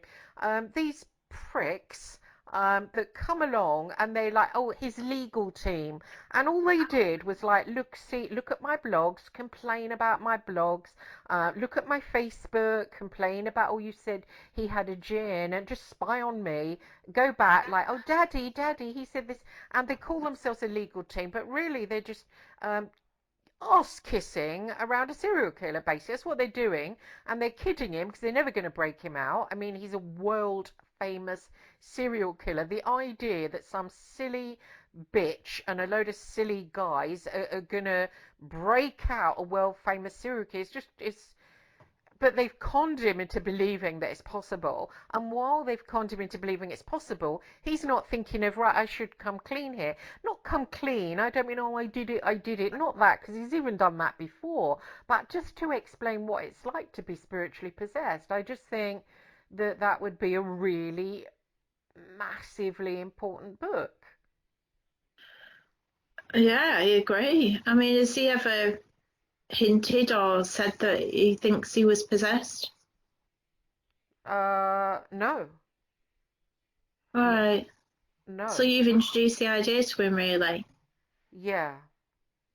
Yeah, because I think you think that he wasn't, irresponsible for, well, you know what I'm saying, Well, that he because had something working through him. the gin attacked me, and then when he rang me about it was about a month ago. He said, "Oh, I'll ring you." I was nervous about that because of his energy. Do you know what I mean? I thought, "Oh, am I going to start get feeling psychically attacked?" Because it was only after I wrote the book about him, but then I felt it when I was sitting with him. It came out for a few minutes. And I thought, well, a phone call is very intimate with energy. You know, their voices going right in your ear. You can feel their energy. Some people I can't talk to over the phone because I can just feel them, and it's like, ugh, and I was nervous Mm, about it, but he put it on me straight out. I'm going to ring you. And I thought, oh. And I said, well, you can't really ring a mobile, can you? And he said, yeah, we can. And I'll pay for it. It's okay. He said it was free, but then he let it slip that he paid for it. I don't think it was that he just wanted to speak to me. I don't know. It's for a reason, but I don't know what the reason was. But I think now that it was a negative reason. So it might just have been to psychically attack me, actually. Um, or just show, careful of me kind of thing. Do you know what I mean? And so he rang. He said, "Oh, hi, how are you?" and all this, and it lasted about 10 minutes. And as soon as I put down the phone, I felt it. It was on me. It was on me in minutes. I felt as if someone was peeling skin off me. Not just peeling the skin, but peeling all the flesh, like acid. really? Yeah. It was bad, and it was on me in minutes, seconds, and like acid or something was eating into my flesh, and I was like, whoa.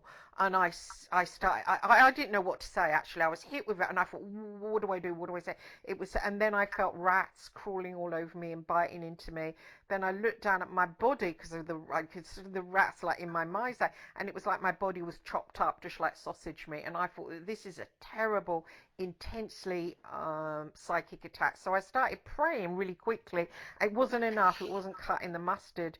And then I called on my gene. As you know, it's what Brian Barrett said to do.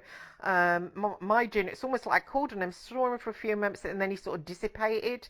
And then luckily, Brian Barrett had introduced me to Shemyaza, and he said to me that because you'd worked out that it was a jinn with Bianchi, I remember Brian Barrett saying that Shemyaza is so much more powerful than a jinn. And so I just was like screamed at her, Shemyaza, help me, help me, help me. And suddenly it was like a storm was calmed. It was just like a storm was calmed. Suddenly it was everything stopped, and I found myself like in my mind's eye, obviously on a lake in a boat, sitting opposite what was clearly his gin. It was a young version of Bianchi, and I said to it, "You're non-human, aren't you?" And he said, "Yes, Bat." And I said, "Does Bianchi know about you?" And he said, "Yes, he does know about me." And he says he tortures him with remembering the crimes. And I said, "Well, you did it, didn't you?" And he said, "Yes, I did do it." And I found out what kind of jinn it was. It's a shaitan jinn, which they are more powerful than an ifrit. Mine's an ifrit, so a shaitan could actually fight an ifrit, which it did. I reported all that back to Bianchi. He didn't say much. Then I got the sheikh, as you know, to perform the ritual. And it was odd, as he performed the ritual, I almost felt the girls from the murders, I always felt their souls being freed somehow. But then that jinn, it came back again. I felt it. I just felt it coming for me, and I just thought I'm going to keep that Shemyaza close. And I don't know about that phone call. I mean, did he do it deliberately to try and say, don't fuck with me, Chris? Or did it come out by itself? I mean, I don't know what went on there, but I do know he's trying to get out.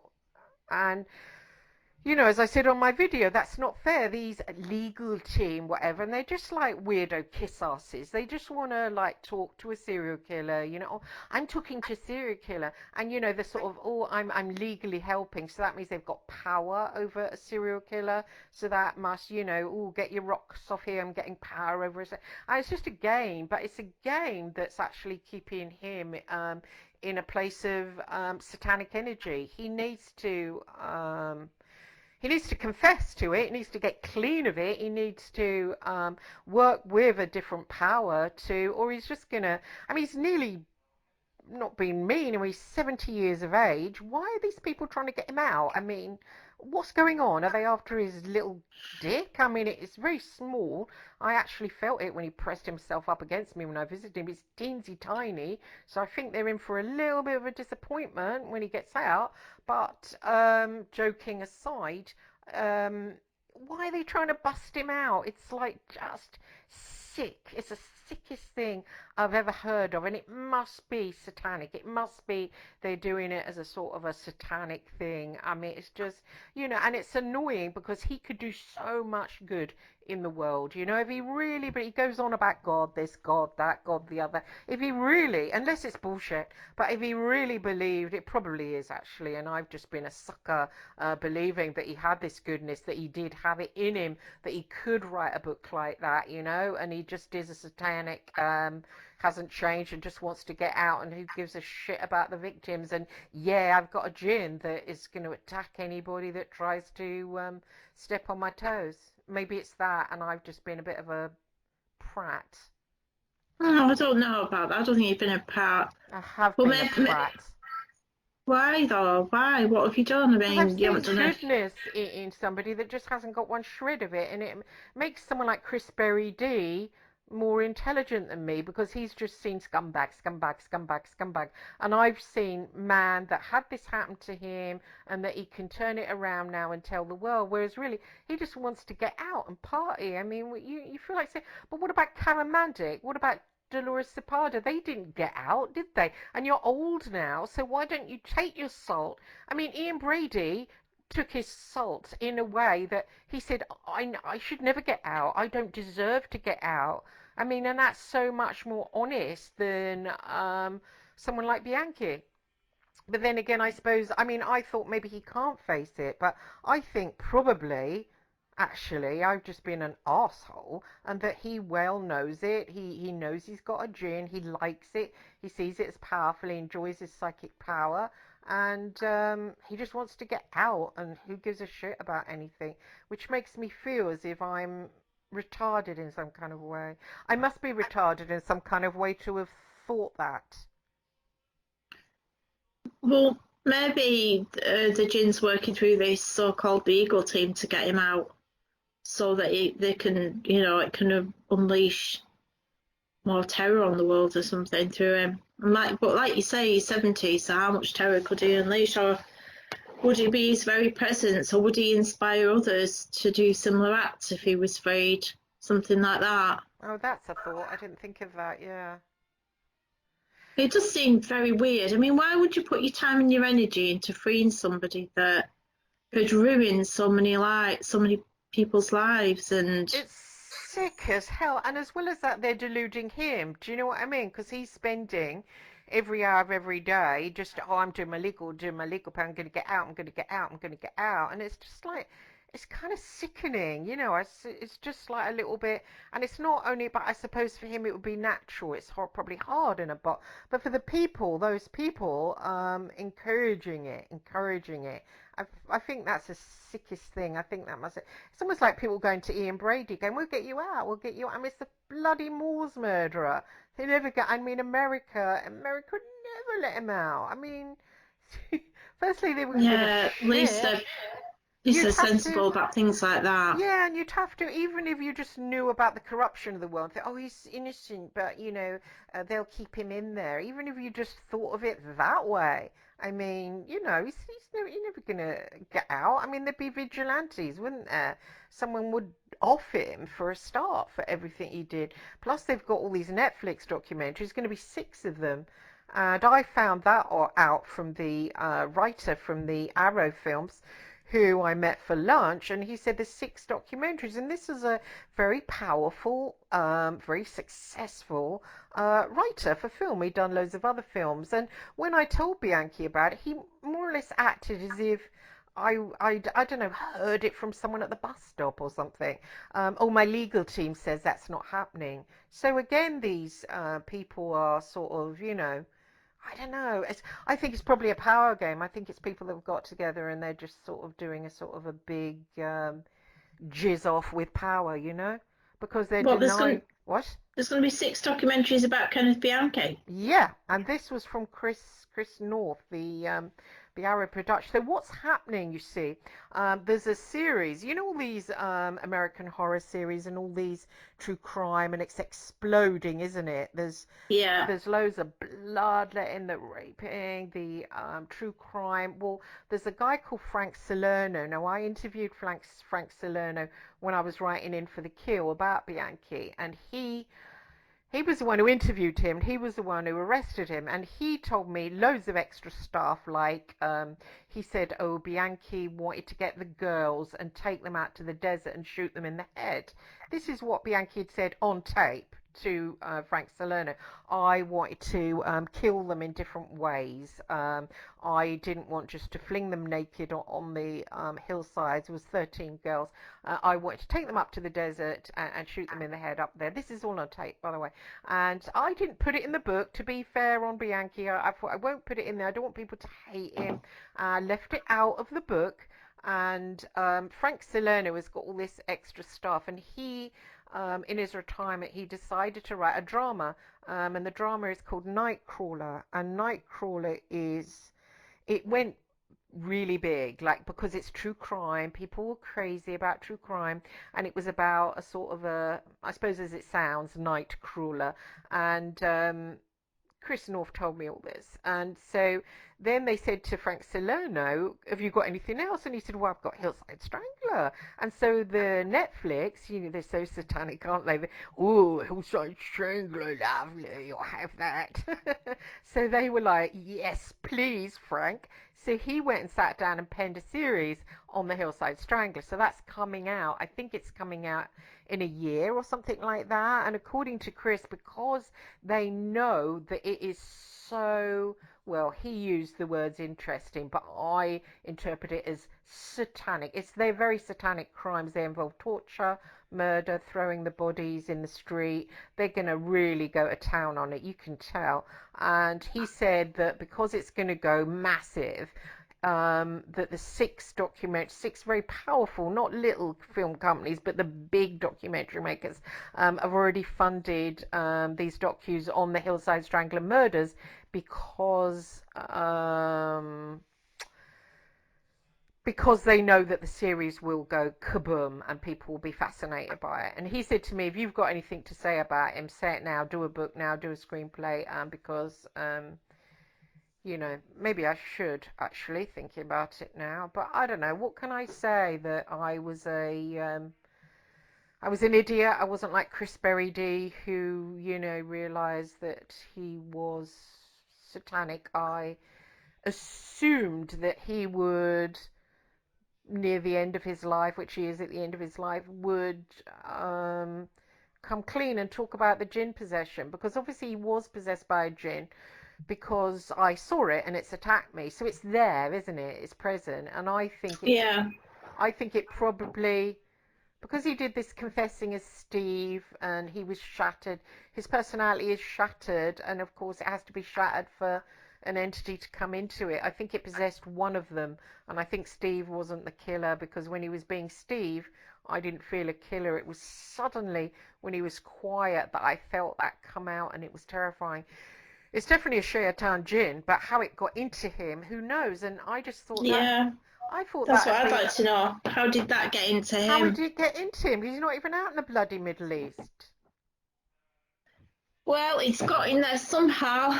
So whether it must have got in when he was a teenager. If he killed at 17, which I believe he did, that must have got in there really young. 17? I didn't know that. Bloody hell. Yeah, he killed the girls at the milkshake bar. He's denied it, but he was clever. He didn't get caught. But there's loads of clues around it, but of course there's no proof. He was good at killing, he got away with Hillside.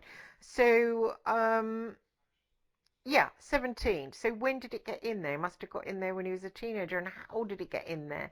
I mean, he didn't go on holiday to the Middle East unless in those houses in New York. Maybe he moved into a house that, oh, I don't know. It's just so fucking, it's really Yeah, hard. and there's some way it's got it. I mean, unless it's a family, like, genes in they've got Middle Eastern ancestry. Somebody in the family messing around with something they shouldn't have. Somebody might have directed it at him. You don't know if somebody might have deliberately done that in his life. I suppose we'd have to ask the Sheikh, wouldn't we, about that? Oh, yeah. He'd probably be able to tell us. Or Brian. Oh, Brian, yeah, of course, Brian. Brian would know. I mean, sometimes people ask for them to come into them, or ask so they can get the power. Maybe. I mean, when was he 17? When was that the 70s? 60. So he's born in 51. So he's 17 in 68. And in New York, Yeah. I know I've heard that I think it was 60s, 70s, there was quite a big witchcraft occult scene going on in New York at that time. I mean, I think there always has been in New York anyway, but I think it was particularly active because that's where Peter Lavender, the writer and everything, he hails from that era. He did So, because what? he hails from that era, he was like active on that scene because there was an occult shop called the Magical Child, I think, in New York that a lot of people used to go to. Maybe he met somebody in those circles and maybe he got roped into being part of a ritual or, something like that. Be interesting He's, to find out. yeah, I mean, yeah, it's odd. I suppose I had this fantasy that he would start writing the book and I would have done something really important in life. I would have got him to sort of, write this book where he explains the intricacies to, but maybe that was pie in the sky. Probably is pie in the sky to hope that somebody, even if, probably they didn't even know, probably he doesn't even know when it came in. But I suppose if he was doing that, and I suppose to those girls to sort of pick girls only with matching first names and second names is something sick. Oh, hang on, bloody Brian again. People think I'm obsessed with him. He told me what that was. What is it? Geometra. Gematria. Mm, Oh, God, yeah.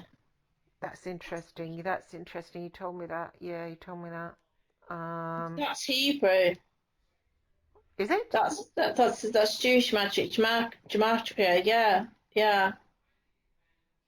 That's like Kabbalistic. So he must have done it on certain times and they had to have their first and second names matching. Yeah. Oh God, that's weird. Yeah, there's a whole story here that hasn't been told, really. I feel like just saying it myself. I tell you, I really do feel like saying, yeah, and then Ken said to me this, and just repeating what we've just said just now. It was probably, I know Jana, who's a psychic expert, this is her view of I mean, why not? People do that anyway, and do you know what? I think that'll probably get more to the truth than absolutely anybody's ever got to ever. Yeah, I think you might be right there. He's I, got I just think because you call him Ken, I think that's a bit Ken That's not. Barlow. Oh, Ken Barlow. He doesn't suit that name, does he? He doesn't suit it. I mean, No, whenever. it's a bit like what your winter cleaner would be called or something. No, I shouldn't I laugh. We shouldn't know. laugh. We shouldn't laugh. Sorry, God forgive It just us. doesn't suit. I could never call him that because I always felt it's not your name. Do you know what I mean? I just felt that really strongly. It's not his name. It's almost like a kind of a twist on his name. It's almost like it's the opposite of his name. Do you know what I mean? So is he Italian American then? That's his with a name Yeah, like Bianchi. yeah. Yeah. And he said he had Irish in there too. Right. And I see that Irish. Yeah. He's got blue eyes. I see. Yeah, he's got It's blue eyes. interesting. But he's got that thick, dark, kind of, wiry, dark hair that Italians sometimes have. He's got the Irishman eyebrows. Yeah. And Yeah, he he's got had the Irish. that weird, for somebody that you do the, oh, the Ken, the sweet Ken, who's so nice and all that. It's almost like his name should be the opposite of that, but I don't know what name I would call him. I don't know, something. But he has, which kind of clashed with his. Oh God, my son's playing his radio loudly. Which clashed with. He's got a tattoo on his arm saying Satan's Own. Could you turn that down? Which What's says he Satan. playing? Anything decent? I don't know, but it's really loud. I can hear it Is coming it, through my microphone. One second. I you can can't hear hear it that coming here. through my microphone, please. Cheesy pop. Sorry, it's quite annoying because it's booming through the microphone and booming into my ears. He had a tattoo saying Satan's Own MC. Now, I don't know what MC is. People said it was motorcycle club, but he Yeah, he didn't the ever Hells have Angels. he didn't ever have a motorcycle. Well, well, that's a bit strange because if he just said MC and not MCC, maybe. Mind control. Yeah, because I mean, if you have a tattoo about and it's a motorcycle club, that's usually Hells Angels, but they're really strict about you can only have that tattoo if you're part of them, you're in the gang. And if you have it and you're not in the gang, they do terrible things to people who are like, have so it's probably not a real not one to so actually associated with the gang because they extract a heavy price if you try and be a fake gang member. From what I know, anyway, from what I've heard. So why did he have it? And did MC mean mind controlled? Satan's Own mind controlled? Was it that side of him that did it as a kind of joke on the rest of him? Mm, yeah. God, that would be so ironic, wouldn't it? But the Satan's Own thing, that's literally what he acted out, and so that didn't really wash with the sort of the act that he constantly puts out of the that he's doing now. That those people, and it's very evil. I'm sure they'll reap the most horrible karma over that. I don't think you can get away with. I don't think you can get away with doing that to somebody, and it's rather like me going on to Ian Brady, going, I'm going to try and get you out, and really trying and getting him to believe I was going to get him out. I don't think there's anything more evil than that, really. Well, wasn't there a toff who was trying to do that at one point? Lord Longford or something? No, he wasn't trying to get him out. Well, the one thing about Brady, he always said, no, Hindley was trying to get out, the evil witch. You can tell that Ah, people who are trying to get out are even more evil than, accepting. She was trying to get out, yeah, rather than saying she deserved. And Brady said for her, the level of her crimes, she should stay in.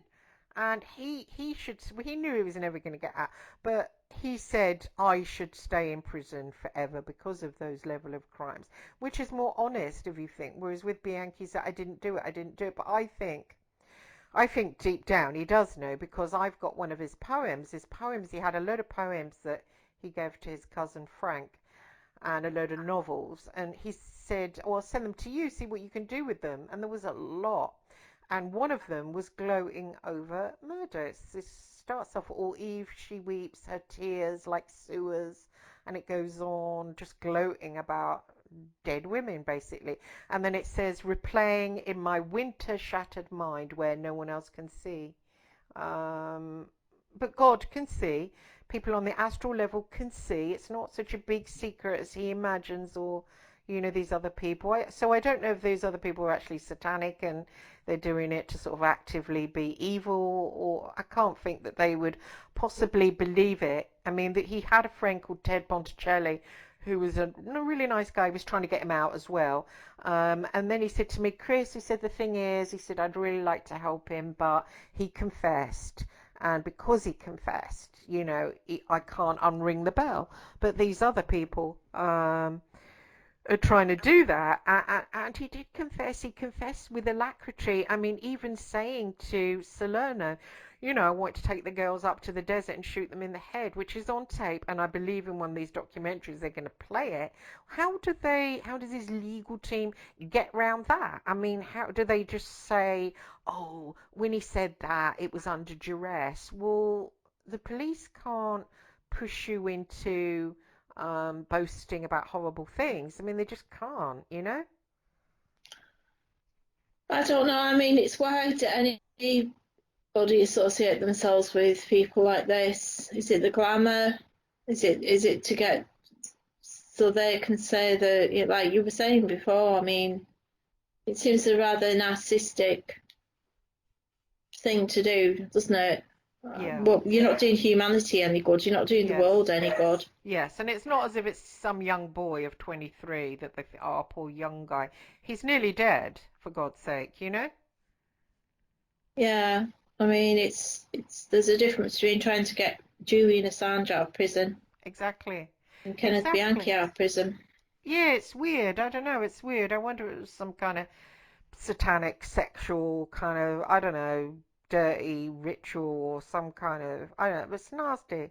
It's not fair on him either. It's not doing any good. I was kind of shocked to hear about it, and I just felt angry because it sort of wasted all my time. But then I suppose having that thought that somebody was going to turn things around, somebody was going to go, oh really, was it a gin? Well, actually, now you come to mention it, when I was working in that milk bar and I killed those 3 girls that I haven't confessed about yet, but now, Chris, I'm going to tell you. I mean, maybe that was narcissistic of me to think I could do all that. I mean, it probably bloody was. No, I don't think it is. I mean, you've already got an interest, haven't you? So your interest goes way, way back, a long time before all these jokers showed up. Yeah. And you had a personal reason for it anyway, What's didn't that? you? Going back to your childhood. Yeah, my Well, father if and yeah, yeah. I don't know. It's beyond my comprehension how people like that can even call themselves human, but they've always existed, haven't they? And they continue to exist. So, but the mystery is how has Kenneth Bianchi ended up with a shaitan jinn inside him. I know it's weird, and now since we're never going to find out, thanks to some stupid arsehole wanting to jizz off over herself, we'll never find out, which makes my blood boil actually, because I spent a lot of time on him. Do you know what? I just think I'll write a book and use surmise. People do that all the time. And I think it will be a more valuable book than the ones Chris D turn out where, oh, he's evil, he's evil, he's evil, he's evil. I mean, okay, I think everybody, what does it add to anybody's existence? He's told me that, I spoke to him this morning. He said, I've got a new book coming out, Serial Killers Are Us, or something. He's got so many books with. Sorry. But it's just crazy, isn't it? And Sean Atwood has him on, and serial killers at the movies, serial killers in red, serial killers in blue, serial killers dancing, serial killers in the rain. I mean, it's just, I don't know, it's a bit sordid, isn't it? It's getting as bad as the Hitler documentaries. At one point, there was like non-stop Hitler documentaries coming out. I mean, it was one after the other. But it's not adding anything. And he said to me, Yeah. Chris said, oh, I'm putting all letters in from Bianchi that nobody's seen. But his letters, I'm not being funny. Once you've got a letter from Bianchi, it's the same as everyone else has got. They say the same things. And people go on about, oh, letters from Brady. But again, they say the same things. I've got one letter. I knew Brady for decades. I've got one letter that is worth writing home about where he talks about who he really is. But mostly it's just their fake persona, isn't it? Goes out there in their letters. They're not stupid. They know their letters are going to be on the internet and all that stuff. So it's just like what they want everybody to read. Do you know what I mean? So it makes it worthless. Yeah, I mean, surely people such as these being master manipulators isn't beyond, possibility, is it? They're going to manipulate people. They are. And they're bored as well. They're stuck in prison. So for their amusement, they can say all kinds of things and get people sent up people down all kinds of false trails and whatever and Oh keep yeah, them I mean, interested. I got an email from Bianchi today, but it was a late one because he's not speaking to me. I sounded off in bad temper about his legal team. Anyway, he said I'm not going to speak to you anymore, Chris. I thought fine, it's wasting my time. And it was an email that had come through, but it was late coming through, and it was all about oh, the flats where you live, because he asked for a picture of where I lived. So I thought, well, I'm not going to send actual where, because he's like send one of his friends, and he's probably done that anyway. So I took some that were similar, like up the street, and I think it was a ruse to actually find my address um, for these legal team people, but never Yeah, mind. I would think that. Yeah. Yeah, I think it is looking back. But anyway, he said in the letter, oh, the flats where you live, you don't deserve to live there. Oh, they'd never have flat. Yeah, I know. Wasn't that bad? There's 60s, two levels. I mean, and oh, you don't deserve to live there. And yeah, if you were in America, you'd have better than that, living somewhere like that. And I thought, you little nasty, little creepy little bitch. I mean, he was really snarky. He could like say snarky things. So I sent him another email. I said, you know what, my house is quite cozy inside, and it's a lot better than where you are. I said, and why do I deserve better? I've done nothing for humanity. All that sort of. So he would say things that would appear, oh, that's such a nice thing. You deserve so much better, Chris.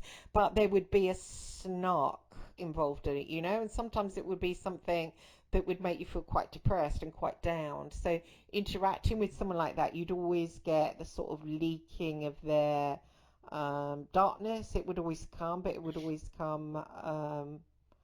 Like he asked me to send a he asked me to send a picture of myself, right? So knowing that he's quite a highly critical person, there was I putting on loads of filters. In the end, it didn't look anything like me. It looked about me when I was 16. So I sent it, and he said, "Oh yeah," he said, "but you've seen better days."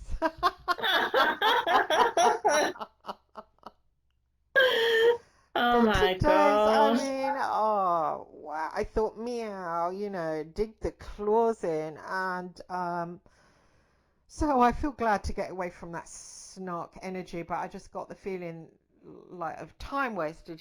So I think I'll probably do a book anyway. So he's not talking to you anymore Oh, no, no, because no. I said some nasty things. I just said, why don't you come clean about Alphabet? And, what about the white cat fur that was found all over them?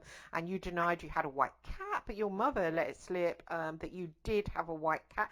I said, and he really gets angry because he denies every single murder, let alone obscure ones that no one else has accused him of. And but I just know he did that. I mean, I've got a load of his poetry where there's alliteration in it, where he uses like all the B's, all the C's, so he's got all that going on anyway.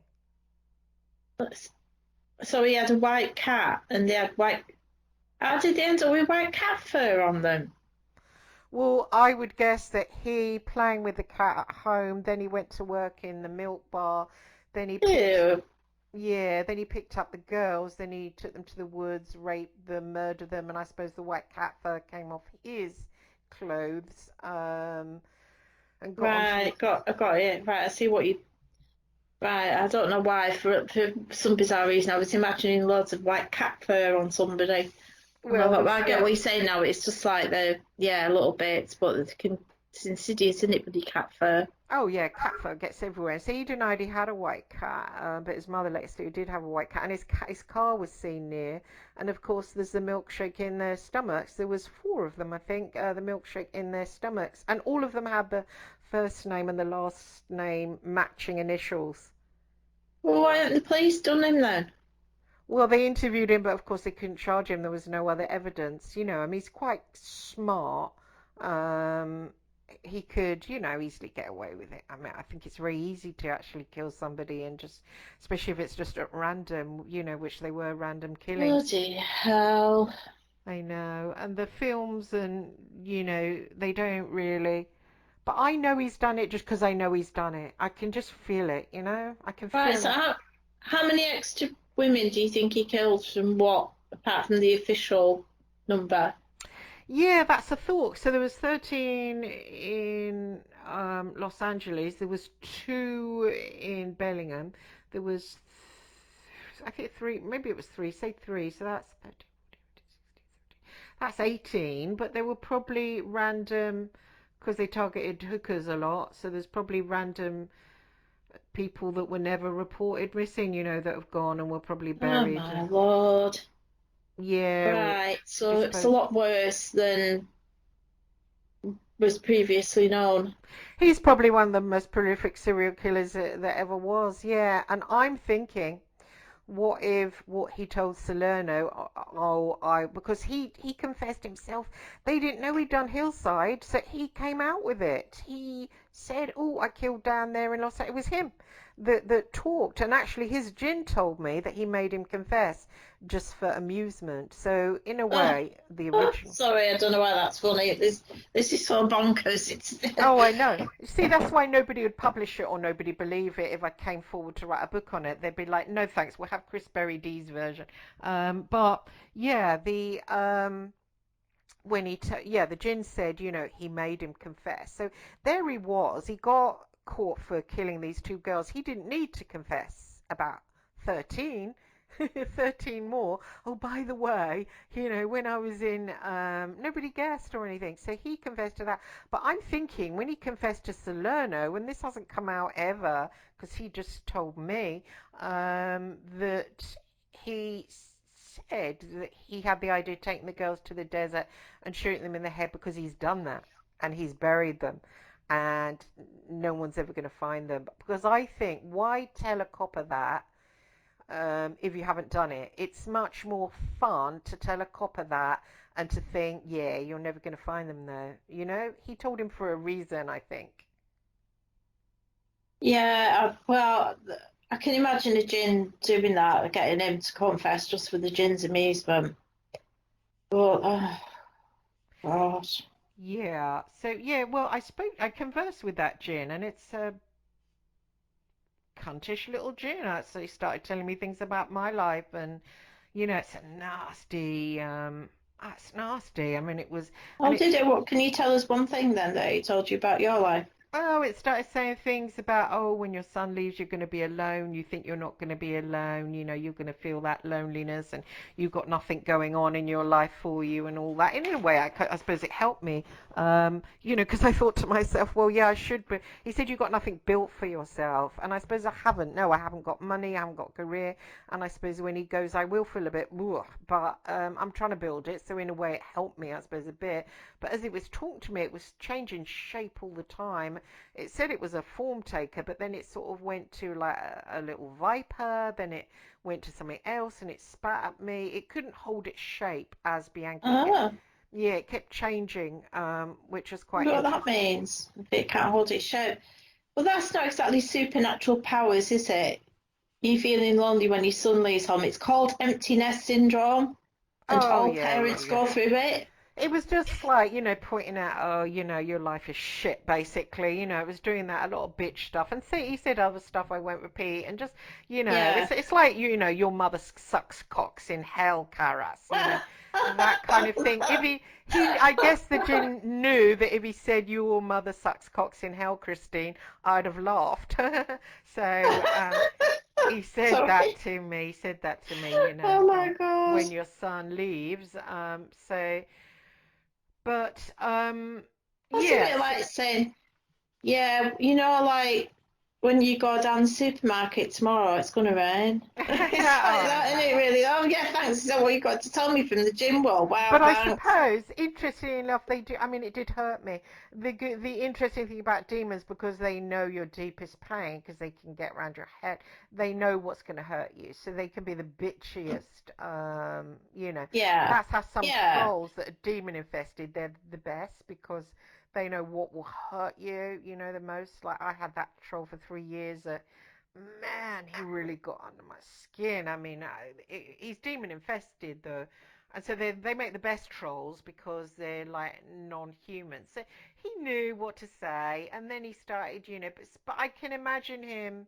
I can imagine him telling Salerno, "Oh yeah, I was gonna, go and shoot girls in the head in the desert," knowing that actually he'd made Bianchi go and do that, and there were dead bodies up there, and maybe I don't know, 20, 30 dead bodies of missing girls that had been reported, that had been unreported, and I mean, there must be loads of people that go missing in LA.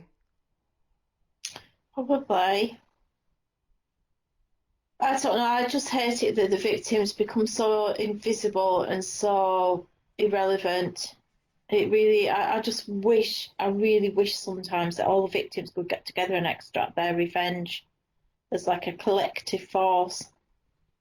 I don't used to Yeah. really think that, but I just am so angry on their behalf and their families. I mean, their families will never ever get over that. It's a life sentence.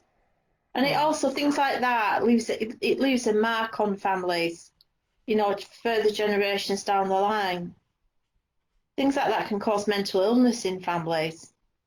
So it's not just like that's bad enough, the person being, murdered, but what it does to a family, a community, a society.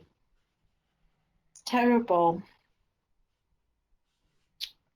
I know it is bad. It is bad, and the spirits that I've conversed with one of his victims psychically, and All right. What happened?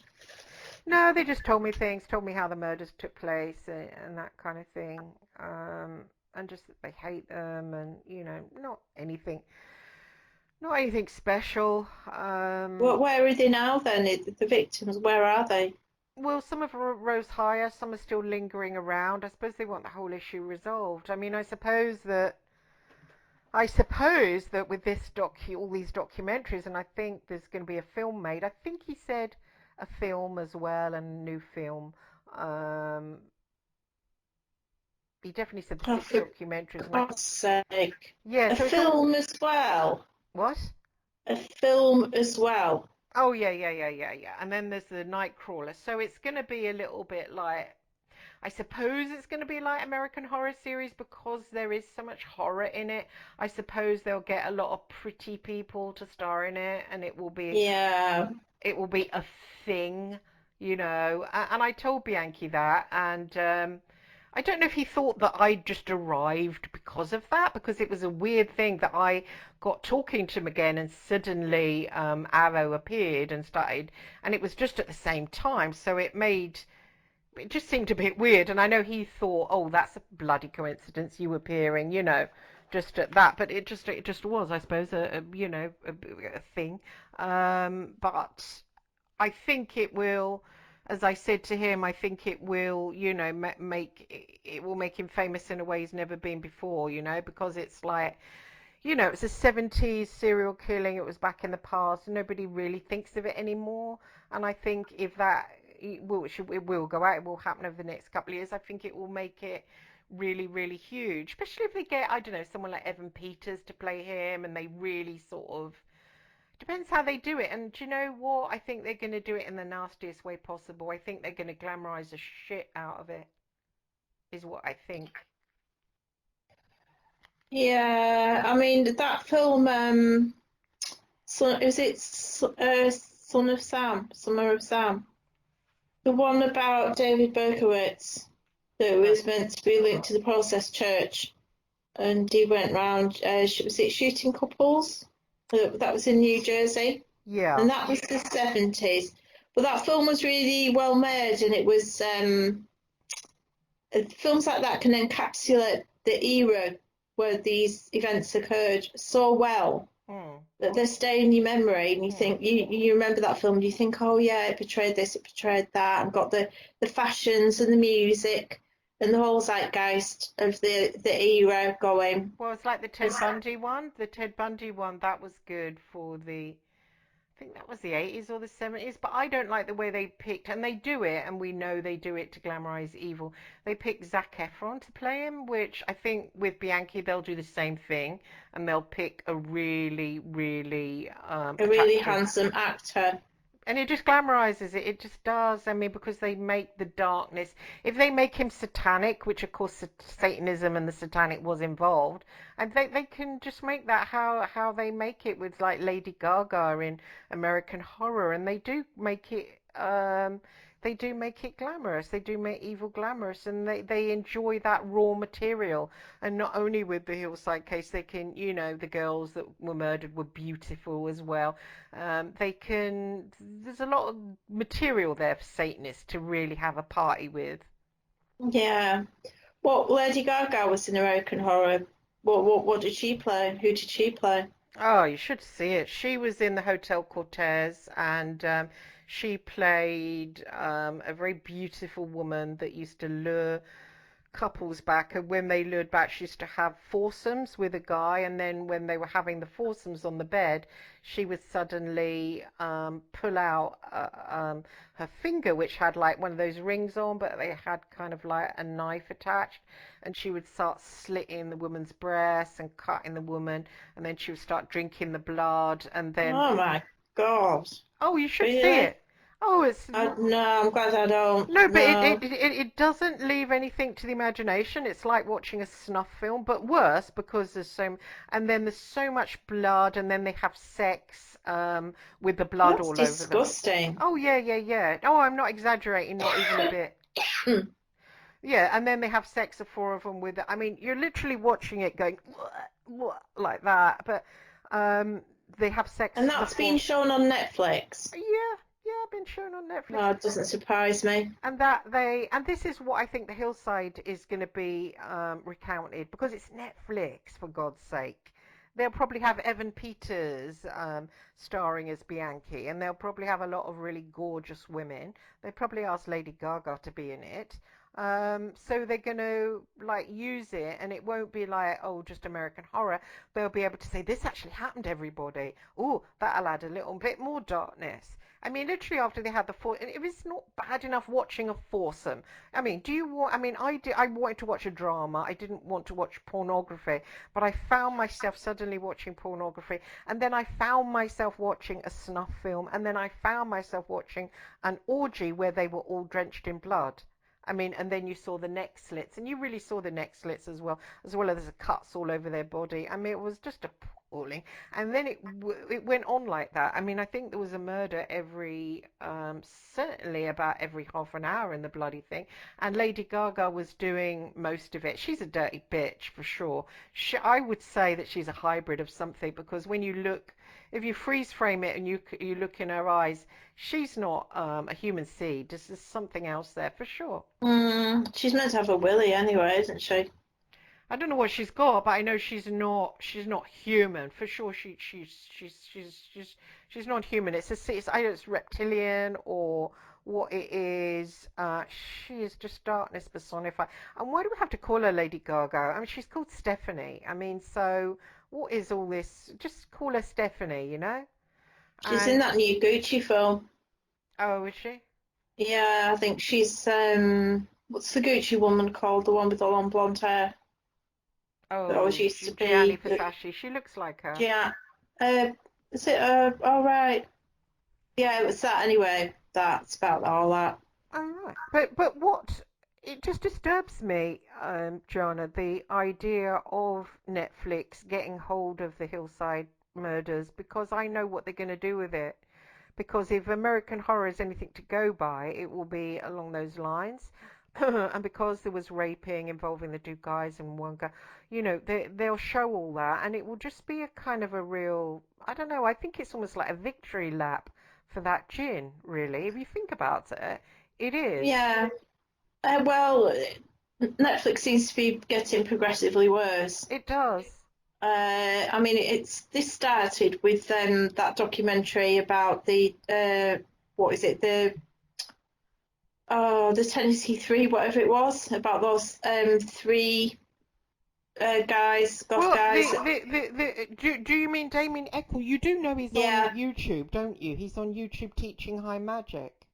Doesn't surprise me. I heard he was living in Salem and he was teaching people something. Well, But he's on YouTube. He's got 1 million subscribers. He teaches black magic. I was watching him the other night, for God's sake, in sort of shock and horror. He wears dark glasses and he teaches magic. I thought they denied being into anything like that. Well, fucking exactly, exactly. And You that's know, why. And how the hell did they get out? And they had all these celebrities again, he like got Johnny some Depp standing up for stupid them. bitch. He got some stupid bitch who got him out. She read about him, got all gussied up about, oh, it's so hot, and went along and legally helped him get out. The same as the individual helping Bianchi. These women come along, and in Bianchi's case, again, it's a female.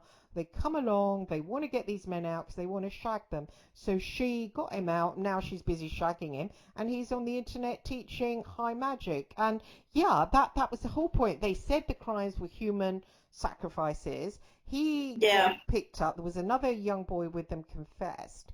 And this Lorna, she fought for him to get out. And I don't know, they got on technicalities or what. It's very confusing about how he got out. I think she got it to a point where they were allowed to say that he'd done enough time for it. So he got out on that. So there's no there seems to be confusion whether he's innocent, but people are saying he's innocent. But if he was innocent, where's the actual killer? Where's the actual killer? And Yeah, I think they made out wasn't the emphasis in the documentary that it was all very rednecky and they were it being was like it was the it white was Christian patriot type people who immediately point the finger at anybody who remotely has dyed black hair and all this. yeah, but one of the boys with Damien Eccles confessed and said we all did it, and the fact is, um, well, I don't know if you've seen Devil's Knot. Devil's Knot with Reese Witherspoon. It's been taken off the air actually, so you can't get hold of it. But it's got No. Colin Firth. That tells a story quite clearly. And the fact is, they started saying, oh well, if those three boys didn't do it, then three Satanists. It was the stepfather, but the boys, the young boys, were hog-tied, and in these satanic things, they always tend to hog-tie them like that, their legs and their arms, and do that. And they were thrown in the river, and they were raped as well. I mean, isn't it more a type of thing that older boys, if they're really screwed up like that, would do? Mm. Well, that was, I thought that was pretty bad looking back. Well, and if you think about it, okay, so say you were Damien Echo, and he's changed his name. His real name is Morris or something, and he's changed it to Damien. Okay, so you'd think that if you'd been in prison for something like that, you would come out. And even if you were interested in magic, I mean, I'm not interested in magic myself. I'm not a Satanist, but if you'd keep it down, wouldn't you? You On would. the down low kind of thing. Well, yeah, Mm. you wouldn't go out there because you think, hang on, it's not fair on those young boys. People think that they were killed as human sacrifices to magic, and some people do blood sacrifices to spirits on the dark side. Everyone knows that. And so why not just not practice magic at a high level out of respect for the young boys? Mm. God, I think we need Bill Bean on to exercise everything. Oh, I know. It's just weird, isn't it? I mean, Yeah, but that's why and also it's not just the dark angle to Netflix. It was really starting to come across as a propaganda tool. You yeah, could for tell it's certain. pumping out the propaganda, and I thought, oh, forget it. I'm not paying for this. Oh yeah, you should see that American Horror, because not only is it you'll be watching snuff pornography and like loads of blood and gore in a way that mixed with sex, and young people are watching that. And as well as that, it has so many stars in it and celebrities, and it has so many good-looking people, and it has so many people that are sort of charming. I mean, that Evan Peters, he's mesmeric. He's absolutely, and there's something about him either.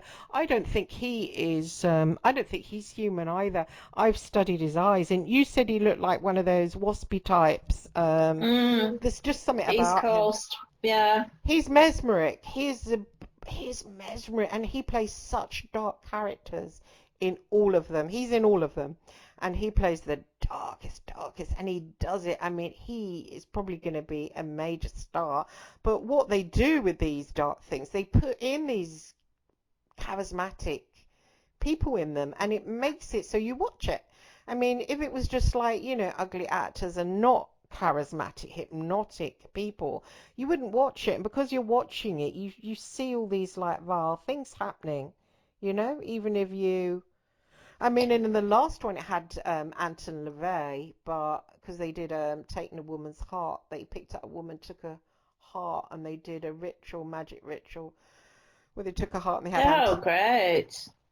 Oh, I know, yeah, and they ate it after, and they had Anton LaVey come on, who was supposed to be Anton LaVey and stuff, and then it had Lucifer, and of course the guy playing Lucifer again. I don't know where they managed. Well, obviously they're probably Satanists and stuff. They got a gorgeous man to play Lucifer, and he was hypnotic. So even if you wanted to turn off and thought, I don't want to see people eating hearts, you were just glued to it because of the Lucifer character, and he was doing loads of magic again, and it was weird. I felt like affected by it a little bit. I was dreaming about it. I couldn't stop watching it, even though I know it was so dirty and disgusting and vile. There was something about it that was totally hypnotic because of the levels of glamour and the levels of beauty and the almost like non-human, better than human actors that were in it, and the writing. It almost had like a story inside a story inside a story. So you never got bored because it was almost like flowers blooming of different stories all the time, even though dark flowers. And it was almost like it was written by dark angels. Mm, I mean, it's shocking. I feel quite yeah. affected that I've seen it actually, and I'm quite shocked and upset that Netflix, in the same mode, are going to produce the Hillside Stranglers. I spoke to Bianchi about American Horror. He'd seen it, and he said, "Oh, they showed that ages ago. It was just funny." He thought it was funny, and I said, "Didn't you find it scary in little parts and stuff?" And he said, he laughed. He went, "Oh, LOL, very funny." I actually wasn't making a joke. I mean, it's terrifying, but I suppose Americans are desensitized to it more than we are here. Well, if you'd done the things he'd done, you would find it like a bit lightweight, wouldn't you, I suppose? Thinking Yeah. about it. Yeah. Oh God, what a crapola show. Well, I just avoid things like that anyway. I don't think they're good for you. I mean, Huh. I remember when The Exorcist came out in the 70s. Do you remember that? Yes. When it went on general release in England. Yeah. And I didn't watch that for years because I just didn't want to see it. But oh Well, God, there they was all said kinds of they things said going on, wasn't there? yeah, they said when you watch it you get possessed or something. I remember hearing that, and I thought, oh, I'm not going to watch it. But it was quite lightweight compared to American Horror, for example. I couldn't Yeah. believe it that Chris North, who I met, the documentary maker or the writer, he said Netflix is here. He got very excited, and when he was talking about Netflix, he said they're here. They're in Bristol. They've got a base. I said, I said, have they got like blood-covered red lights, and does the building leak blood from the bottom? I mean, they're so dirty, aren't they? I wonder what it's like to go there. But apparently, we've got them here in the UK. Well, I can't say I'm surprised. Yeah, I suppose they would come here. Hmm. Oh, anyway, I suppose we best end the show. I'm Yeah, it's exhausted. coming up to 2.5 hours. Wow. So, yeah, so we had a good old chat today. Yeah, Hope you enjoyed if we were our good at discussion. editing, we'd cut that up into bits, but neither of us can. Never mind. Never mind. We'll get there in the end. Yeah. We'll learn technical skills and Branch out. Right, well, it's been a fascinating discussion. So we've done incels, Afghanistan, and serial killers. So lots to choose from. Okay, well, thank you very much, Chris. Thank you, Jana, for coming on. Yeah, thank you, listeners, for listening, and see you next week. Yes, enjoy the rest of your Saturday. Okay, goodbye. Thanks, Jana. Bye. Take care. Bye.